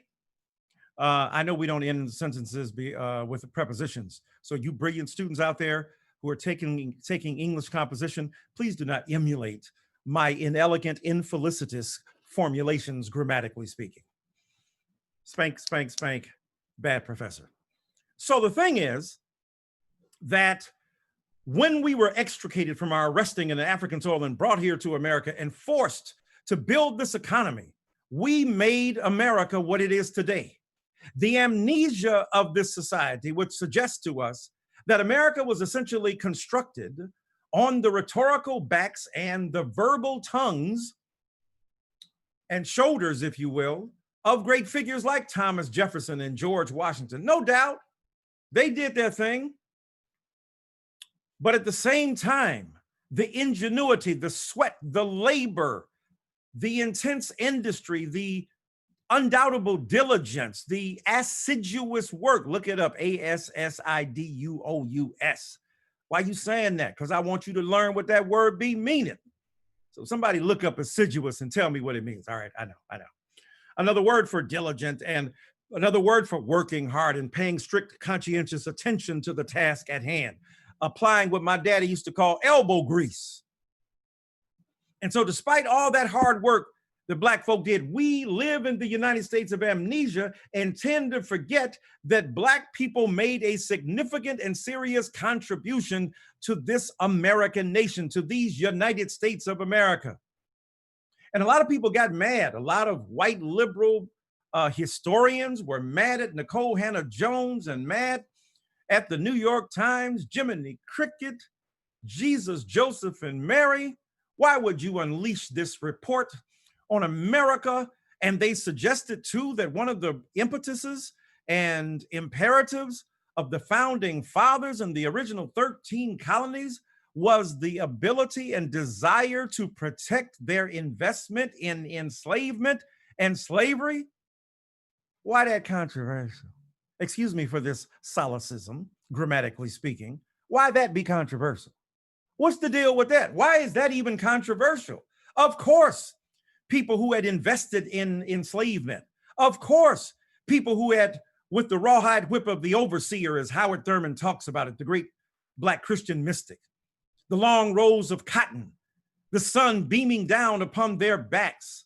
Why wouldn't it be the case that those figures who benefited from enslavement as they founded a new nation would believe that in forming the more perfect union, they were going to protect their vested interests, and one of them was enslavement. It ain't started with the Confederacy, y'all. Even in 1776, and we know Crispus Attucks in Boston, a Black man, one of the first people to die, and if you listen to your Stevie Wonder, you would know it. First man to die for the flag we now hold high was a Black man. Yeah, I'm dropping jewels on y'all. I don't know what y'all doing out there. I'm dropping jewels on virtual jewels on you right now. I'm spitting some Stevie Wonder and Thomas Jefferson at you in the same paragraph. Respect my game, young people. Respect my game. So the reality is that Thomas Jefferson, writing the majestic words of the Declaration of Independence, we hold these truths to be self-evident, that all men are created equal. What men? Look at the United States of amnesia. You didn't have in mind Black men, brown men, Latinx men, yellow men, red men, right? You had, right? And I don't mean Redman the rapper, you know what I'm saying? Him and my man, you know, from Wu-Tang Clan. Y'all know what I'm talking about. So the reality is that they didn't mean everybody. Everybody wasn't everybody. The universal was particular. The universal was slanted. The universal was specific. The universal was peripheral. The universal was marginal. The universal was provisional. The universal was not universal. Stop trying to fool us with your words. You're sounding good. You're a nice rapper. You're spitting something, but what you're saying, right? You're trying to debaby us. See what I did there? Debaby. I'm killing y'all. So the reality is that in American society, in the United States of amnesia, we have forgotten that we engaged in this nefarious activity of slavery, that we used Black bodies to build American society, that we then called them lazy after extracting labor from them, often killing them, shooting them, whipping them, beating and punishing them if they sought to be free from the tyrannical, arbitrary whim and caprice of overseers and of masters. This is the United States of amnesia in which we live. And if we don't tell that story, if we don't excavate that truth, the amnesia to which we are addicted will prevent us from understanding the source and origin of anti-Blackness in America. And it started from the giddy up. That's what they say in my generation. The get-go. Yep. Y'all know anything about that? Come on, people. You young people got to get with old people. See, we tired of y'all doing all the linguistic transformations. You know what I'm saying? We got stuff we said too, boo. Right? We know, and even when you do your thing, y'all out there in Los Angeles, show some respect for my man Snoop Dogg falling back on that ass with the hellified gangster lean, getting funky on the mic like an old batch of collard greens. It's the capital S-O, yes, I'm fresh and double O-P, D-O-double-G-Y, D-O-double-G, you see, showing much flex when it's time to wreck a mic, pimping what and clocking a grip like my name is Dolomite. That was just a commercial. Let me get back to the program.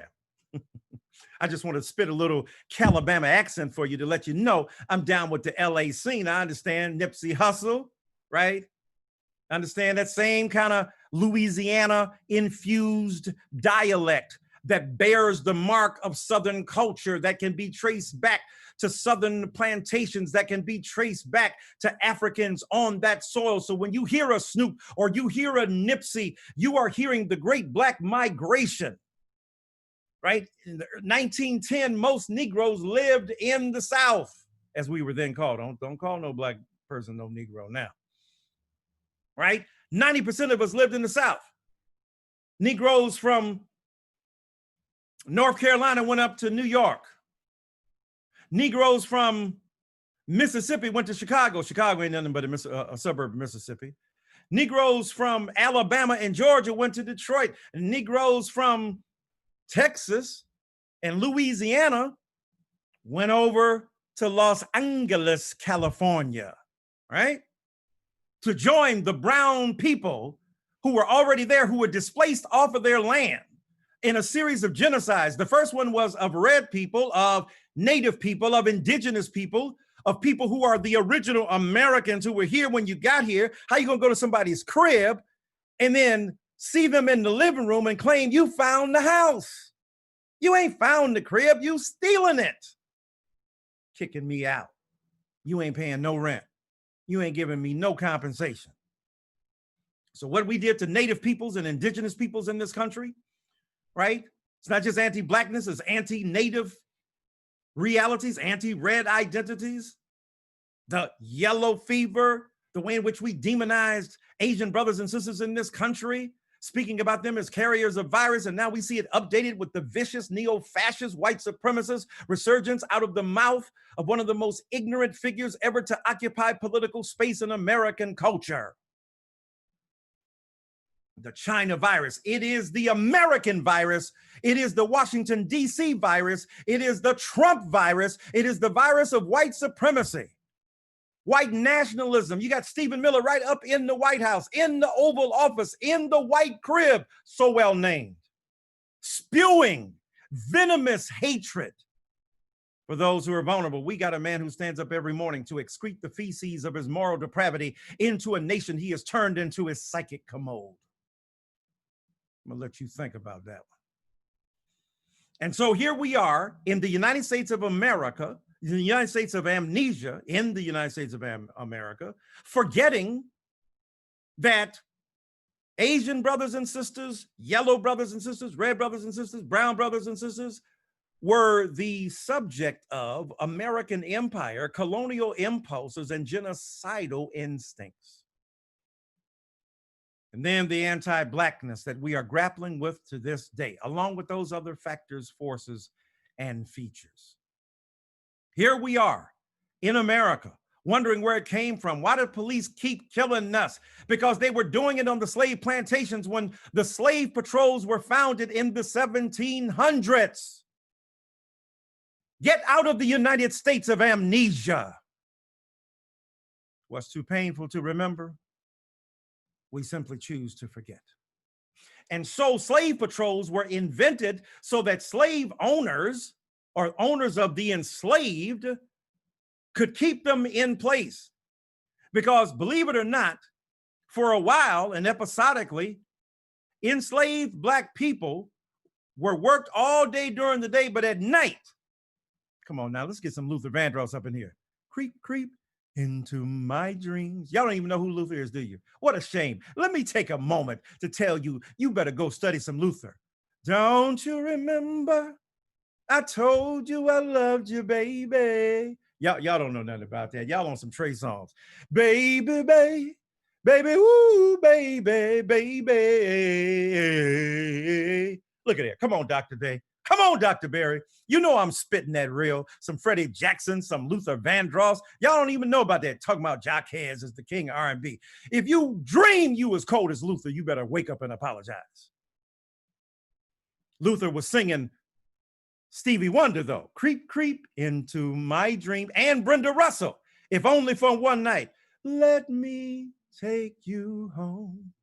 Come on, y'all, man, you talking about getting your groove on. You up here calling a woman out of her name. B, hoe, skeezer, slut, hood rat, chicken head. What kind of woman you getting with that? This is all extra. Don't worry. I ain't charging you for this. I know what my point is. I'm going to go back to it. But I got to spit against the venomous misogyny, misogynoir, the sexism, the patriarchy, the femophobia, skirt of a real woman when she shows up.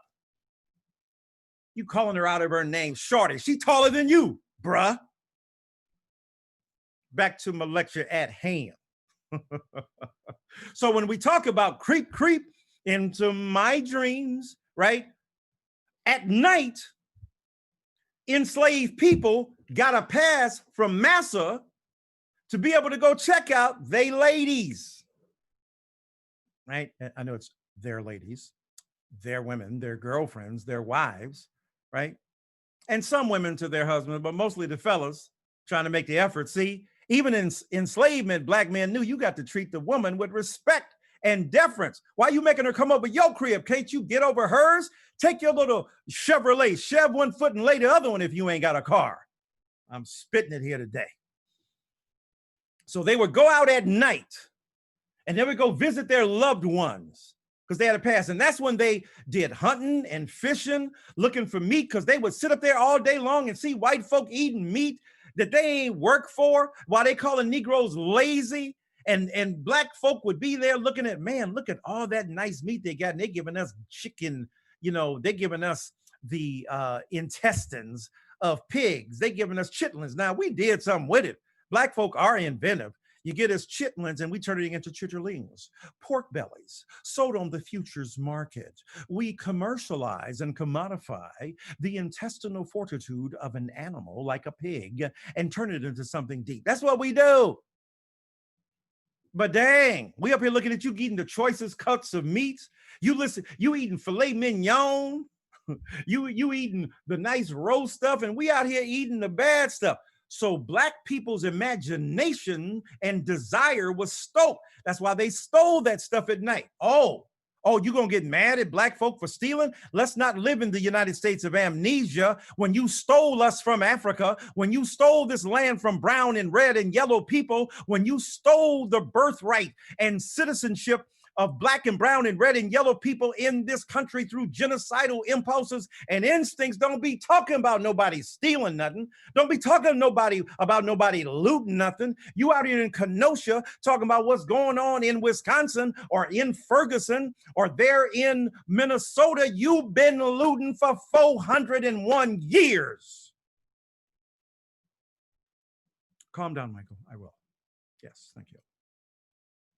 So the thing is, if you live in the United States of amnesia, you forget that you stole Black bodies from their resting place. You stole the futures of Black people as they were working hard, and you stole their ability to dream, but they kept on dreaming. At night, they would go out and they would frolic a little bit, they would play a little bit, they would visit their loved ones a little bit, and then have to be back. But then the masters got mad because they said Negroes slowing down the work during the day because we ingenious. We figured out a way. We knocked up some of those garden tools, we broke them. We injured some of the animals that were supposed to help us. Sorry, you know, we ain't trying to dog no animals, but sometimes our white brothers and sisters care more about some darn animals than they do us. You could be, I mean, I know you can't imagine this. Imagine you were a black man and the police came to a dispute at your crib and then they followed you out to your car and shot you down with 7 shots in your back. Now that could never happen in America, but I wouldn't say they treated you like an animal because many white brothers and sisters treat their animals far better than they treat African people in America. This is what amnesia does to us. It makes us forget the royalty of our history, and it makes white brothers and sisters forget the barbarism that is inherent in the narrative of American identity, where whiteness was co-evil with, co-determinant of, a kind of dehumanizing impulse that robbed Black people of their futures, that looted us. Our bodies were loot, our brains were loot, our tongues were loot, just taking our stuff against our will, without asking us, even taking our bodies. Rape culture is endemic to white masculinity in enslavement. Could have any Black woman at will, without legal redress or moral compunction. Thomas Jefferson with a 14-year-old girl.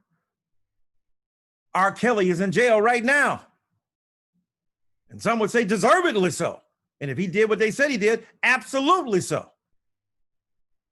Right? We're innocent until proven guilty, but my God, he's going to face his day in court. That's better than cancel culture, y'all. Let me get off on this for a minute.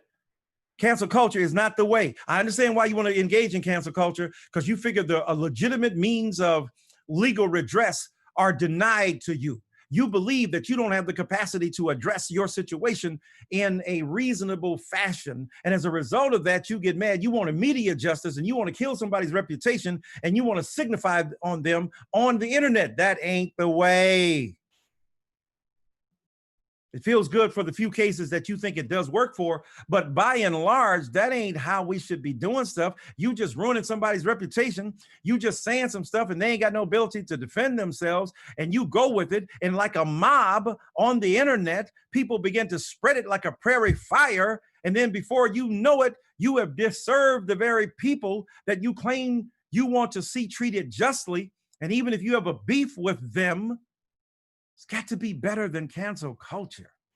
As jacked up as the criminal justice system is, it produced a Thurgood Marshall, a Charles Hamilton Houston, a Constance Baker Motley, a Patricia Harris, a Pauli Murray, a Benjamin Crump, a Lee Merritt, a Johnny Cochran, a Ken Cockrell. Come on, y'all. And so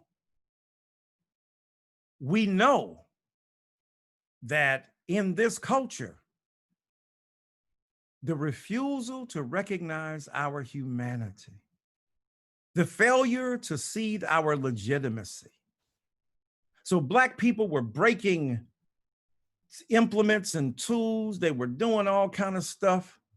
They were trying to slow down the work to make certain that they could get a little shut-eye when the master wasn't looking and when the overseer wasn't looking. And then at night, they were seeking to enjoy respite from the tyranny, the vicious imperialism of American racial practices. But the owners got mad. They wanted these Negroes to work. They wanted them not to rest at night. They wanted them to work so hard during the day that they couldn't go anywhere and frolic. And even when they escaped, they wanted slave patrols to bring them back. And even if they didn't escape, if they were out without a pass, some of these slave patrols were patrolling them, beating them down, shooting, and sometimes killing them. Sound familiar? I'm not saying there's a one-to-one correlation between slave patrols and police departments in America now, but there is a genealogical resemblance. There's an elective affinity. between what was going on then and what is happening now. But when we live in the United States of amnesia, we don't study this. Our kids don't learn this in school. Many white brothers and sisters who speak about race without understanding its complicated and nuanced realities that they ought to study. And not just white brothers and sisters, us too. One of the greatest tricks of the devil, Kaiser Soze says, and he was quoting C.S. Lewis, Kaiser Soze, you know, The Usual Suspects, played by Kevin Spacey, is to make us believe he didn't exist. All right? And so one of the greatest tricks of white supremacy is to convince black people you don't have to study your own history. Being born black ain't enough. You can't just say I'm black and I know what it is. No, you don't. You got to read. I'm 61 years old. There's stuff about blackness I'm still discovering. And until the day I die, we'll continue to discover new stuff, new meanings, new nuances, new interpretations of what it means to be black in this country and black across the world. Here we are saying Kamala Harris ain't black enough. The hell you talking about? Hell you talking about? See what I'm saying? See what I did there? A little Janelle Monáe for y'all. A little dirty machine, dirty computer for you. I'm dropping the references. What? So, so the thing is that when you think about the complicated nature of black identity, the United States of amnesia not only clogs the arteries of white remembrance about white supremacy, white privilege, and the inability to acknowledge the hard work that black people did, it sometimes clogs the arteries of black remembrance too. Like we be forgetting we part of a diaspora. You trying to say because Kamala Harris's daddy is Jamaican and mama is Indian, she ain't black? When y'all know at one point they had that one drop rule. If you had one drop of Negro, you were, but she's a AKA and went to Howard. How much blacker you got to get than the pink and green? All you sororities out there doing your thing, you know, I know you want to beat me down now. Here's to the rock. Okay, I don't want to do it because I want no Deltas beating me down. For those who don't understand, these are gangs in Black America. The AKAs, the Deltas, the Qs, A5A, you know, these are highfalutin bourgeois gangs that operate with as much lethal intensity as the Bloods and the Crips. Oh my God, people are signing off to Zoom right now. Shut that Negro down. He is talking infamous disregard for the royalty of blackness. I'm just joking. I'm just kidding. Do a Crip walk over here. All them different colors they got. You might think they belong to the rolling 60s. My God. Up in LBC. With so much drama in the LBC, come on, man. I'm spitting it for you out here. Give you a little Ice Cube, right?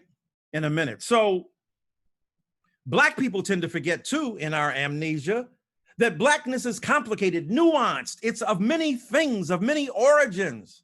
You know the difference, as it has been said, between somebody who is Caribbean and somebody who is from California? A stop on the enslaved ship. In fact, they dropped many more people off in the Caribbean than they did in the Carolinas. So how you trying to say that Kamala Harris ain't really black? Now, you can have your criticisms. I ain't mad. You want to talk about her record? I ain't mad. But to say she ain't black because she is Caribbean and Jamaican? Her daddy was one of the coldest, most progressive economists in the country. Her mama, a cancer researcher. How you gonna be denying her the legitimacy? Went to Howard. Some of you Negroes out here who've been to PWIs, that ain't PWT with Michael Jackson. Pretty young thing. Predominantly white institutions all your life. Got the nerve to dog Kamala Harris, who took her talents to South DC. I hear you, LeBron. Keep representing, bro. And so she went to Howard. She been black. She is black. She talk black. She think black. She be black. Blackness is complicated. An anti-Blackness that operates in America, the hatred of, the skepticism about, the denunciation of Blackness often infiltrates our mouths and minds too. And so we have to be careful about the degree to which we have amnesia about our own Blackness, light versus dark. Look at me, yellow Negro with glasses and curly hair. I don't know if you can see it. I try to slick it down for you. This is the Corona cut. This is the Corona cut right here. I just had to slick it back, homie. That's what I'm doing. Light, bright, and almost white, mellow and yellow, demonizing dark-skinned Black brothers and sisters, chocolate, charming Black brothers and sisters, ebony ecstasy, enfurrowed in coffee flesh, like Dr. Berry and Dr. Day, beautiful, brilliant, bold, just amazing Black women. And here we are trying to elevate a narrow conception of what is legitimate,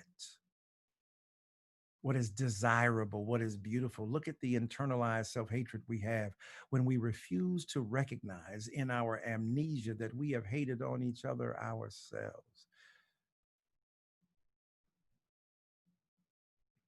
And then finally, when we think about this anti-Blackness that is operating in America, we got to remember too, we got to deal with race and not just race only.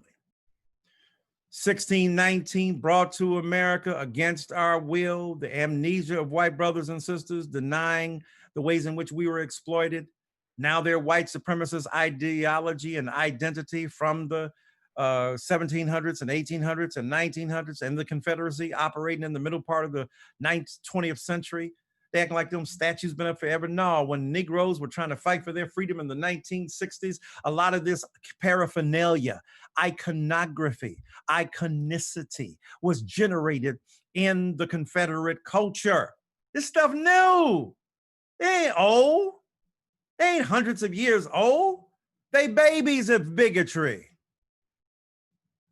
Got these flags flowing. They ain't had them flags forever. Forever, ever? Forever, ever? Forever, ever? Hush that fuzz. Everybody move to the back of the bus. Do you want to bump or slump with us? We just have people make the party get crunk. I'm spitting old school for you. Sorry, Miss Jackson. I am for real. That's all right. Y'all don't even know. Y'all stuck on, I don't know. Superman now. Okay. I don't know what y'all want. And so when we think about white supremacy, white privilege resting upon the premise of American identity that is not owned up to the fact that it exploited Black culture. And not only exploited Black culture, appropriated Black identity. As Greg Tate says, taking everything from Blackness except the burden of being Black. Taking the way in which we think about each other, talk about each other, signify on each other, love each other. Our music, our culture, our discourse, our looks, our behinds, our lips, the whole kit and caboodle, want everything except the price to be paid for this Blackness. This deeply entrenched anti-Blackness in America is so profound we can take the look of Blackness and look like Black without being Black. Chris Rock said, ain't nobody in this room want to trade places with me and I'm a rich Negro. Speaking to a room full of white folks. Now maybe he sampled that from Jane Elliott or they influenced each other. The great anti-white privilege organizer and activist and intellectual, along with Peggy McIntosh and Dave Roediger and many others. Mav Segrist and Theodore Allen, Ted Allen, Tim Wise, right? And so in America, white supremacy, white privilege, white innocence, white fragility, white comfort, driving a sense of white distance from Black identity, at the same time appropriating it. Little Richard, when he died, finally got restored to his rightful place as the pioneer, the major architect of rock and roll, but they will take your stuff and then act like you didn't invent it, like you didn't create it. And so As I said, from the slave patrol down to modern policing. This is why Ice Cube said, F the police, coming straight from the underground. A young brother got it bad because I'm brown and not the other color. So police think they have the authority to kill a minority. F that, because I ain't the one for a punk blank blank with the badge and the gun to be beaten on and thrown in jail. We can go toe to toe in the middle of a cell, messing with me because I'm a teenager with a little bit of gold in a pager, searching my car, looking for the product, thinking every brother is selling narcotics. Right? Constantly harassing, constantly not protecting us, but constantly trying to speak about the failure of this country that is Ice Cube to embrace us, to protect us, to serve us. There is no question that Ice Cube was speaking something serious about the police that we have tended to forget. And this anti-Blackness that we see manifest now, this anti-Blackness that we see going on in America, with the police killing Black people, Black men and Black women, shooting us at will, without legal redress, without moral compunction, without hesitation, in the back, in the chest, in the face. Elijah McClain and Breonna Taylor and George Floyd and Mike Brown and Rakia Boyd and Sandra Bland and too many others to name. And so, my brothers and sisters, when we think about what Ice Cube was talking about, or what Jay-Z meant when he said, Bin Laden been happening in Manhattan. Back then, back when the police was Al-Qaeda, the Black men. Look at that analogy. Terror visited upon our bodies. That's why LeBron James said Black people are afraid, because we don't know at what time the police people will try to hurt us. Did they get up on the wrong side of the bed and try to kill us no matter who we are?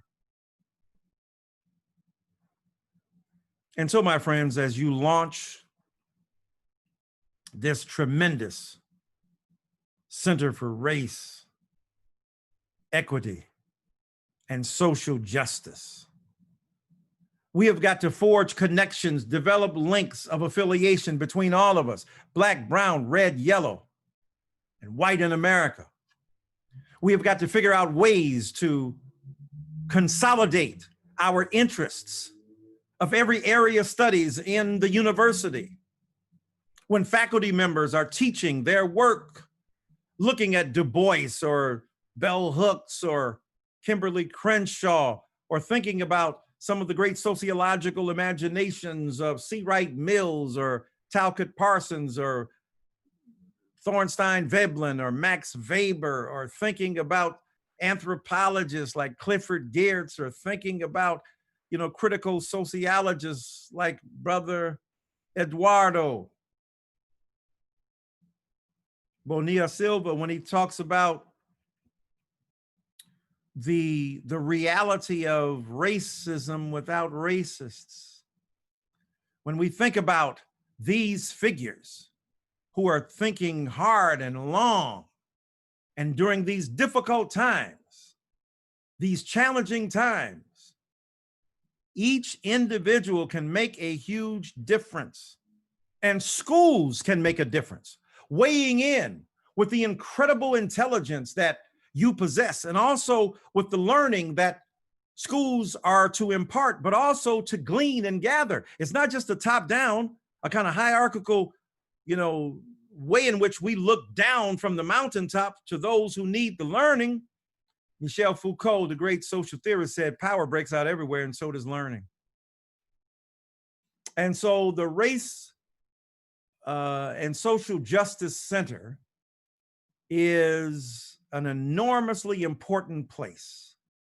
And I think that for faculty and administration, you are doing an incredible job, and you've got to come together, forge those connections, be interdisciplinary, make certain that what goes over here in anthropology and sociology and theology and epistemology and what's happening in soteriology, salvation studies within theology or theodicy, what's going on in hip hop studies, wherever it is and wherever you are during these extraordinarily difficult times, reject your citizenship, reject your membership in the United States of amnesia, and claim your citizenship in the kingdom of memory.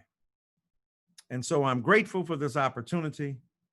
I know now that the campus president will speak to us, and that this Center for Race, Equity, and Social Justice will be inaugurated, will be established in such a phenomenal fashion that people around the country will look to you as a model of interdisciplinary study, of intersectional analysis, of global comprehension, of worldwide knowledge, rooted locally, but looking globally.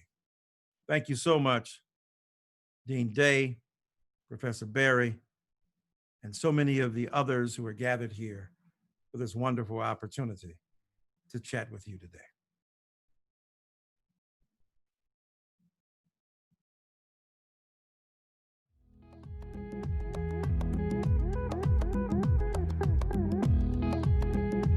Through the boundless potential of empowered, enlightened, and engaged administrators, faculty, staff, and student leaders, we are united in a shared vision and commitment to bring forth social change for our campus and in our community.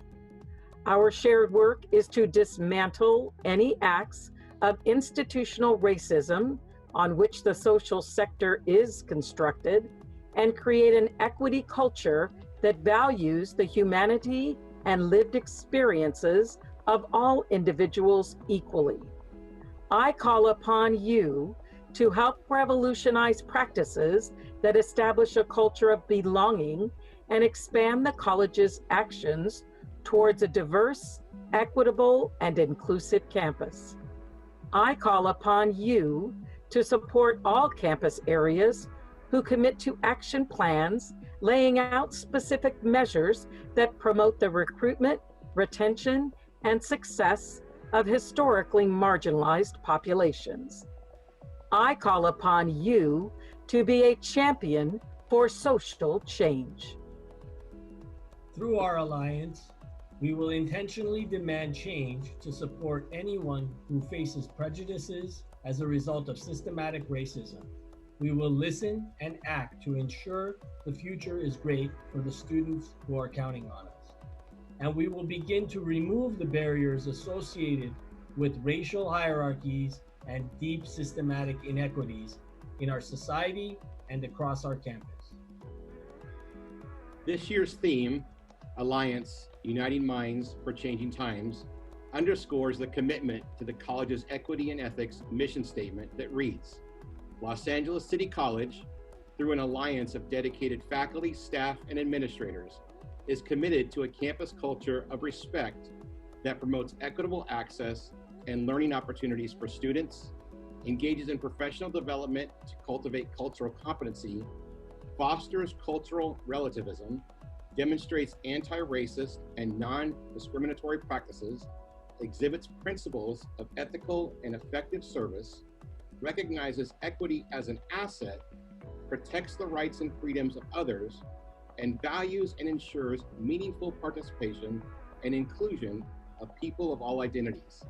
Los Angeles City College is a minority-serving institution that shall seek to have faculty, staff, and administrators that reflect our community. We understand this to be a collective responsibility we owe to the communities we serve, and we are committed to taking action and holding ourselves accountable. The meaning of the Equity and Ethics mission statement is birthed from beliefs and values, passion and purpose, and an obligation to bring forth social change. Specifically, the Alliance Advisory Group is an association of administrators, faculty, staff, and student leaders who will, through their commitment to promote and engage in a meaningful and sustainable race, equity, and social justice efforts, will champion the intent of the Equity and Ethics Mission Statement, thereby realizing social change. Cultural competency is the awareness and knowledge of and skills, action, and/or advocacy for people with different backgrounds and abilities. Equitable access refers to educational programs and wraparound services such as financial assistance, tutoring, mentoring, and counseling for all students to succeed in their academic goals. Learning opportunities includes internships, fellowships, research, multicultural education, and study abroad programs for those who face hardships and challenges due to inequities. The 10 principles of ethical and effective service are: 1, integrity must be exercised in all aspects of decision-making. 2, an appreciation for diversity must be demonstrated in our campus-wide decisions. 3, we must prepare for tasks and capacity building to achieve our equity goals. 4, we must have ongoing communication and clear expectations. 5, we must show humility in how we relate to ourselves, to our own goodness and limitation, and involves by placing ourselves among others and in the world at large. 6, we must show respect and inclusion in our regard and consideration for dignity of others. 7, reciprocity is the consideration of our collective strengths, knowledge, and capacity to influence others, and the shared responsibility to work toward mutual benefit and growth.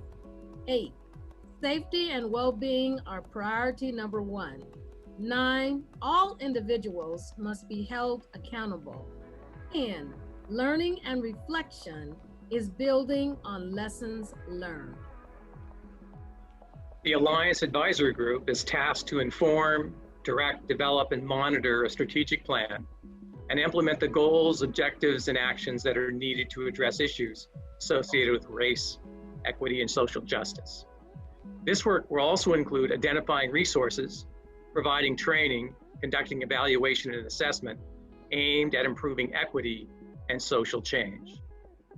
As the President of the Academic Senate, I pledge my personal commitment to upholding the principles of equity and the ethics mission statement, to share its values with others, and to do my part to help build integrity as a steward of the process. As the chapter president of the AFT 1521 Faculty Guild, I pledge my personal commitment to upholding the principles of the Equity and Ethics Mission Statement, to share its values with others, and to do my part to help build integrity as a steward of the process. On behalf of the members of Teamsters, I pledge our commitment to practice of upholding the principles of the Equity and Ethics Mission Statement, to share the values in it with others, and to do our part to help build integrity as stewards of the process. On behalf of SEIU 721 supervisors, I pledge our commitment to practice and uphold all principles of Equity and Ethics Mission Statement, and share all values with others, and do our part to help build integrity as a steward of the process. On behalf of the members of AFT 1521A, I pledge our commitment to the practice of upholding the principles of the Equity and Ethics Mission Statement, to share the values in it with others, and to do our part to help build integrity as stewards of the process. On behalf of the students, I pledge our commitment to the practice of upholding the principles of the Equity and Ethics Mission Statement, to share the values in it with others, and to do our part to help build integrity as stewards of the process. On behalf of the senior staff, I pledge our commitment to the practice of upholding the principles of the Equity and Ethics Mission Statement, to share the values in it with others, and to do our part to help build integrity as stewards of the process. Today, we ask you to add your voice to our mission by making a commitment to promote, uphold, and champion the purpose of the Equity and Ethics Mission Statement. Your signatory response is an opportunity to add your support and embrace the principles of the Equity and Ethics Mission Statement. In doing so, our collective efforts will help realize significant social change in our institution. A link to the statement is available in the chat window. In addition, an email was just sent to you with a link to the statement and place where you can sign up.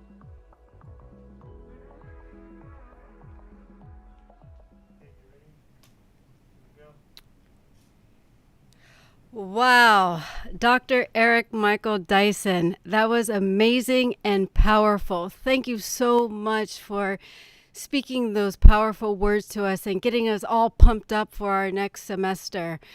And, thank you, President Gallagher, VP Lancaster, Dean Day, the Race, Equity, and Social Justice e-launch. This is amazing, and this is just what we needed.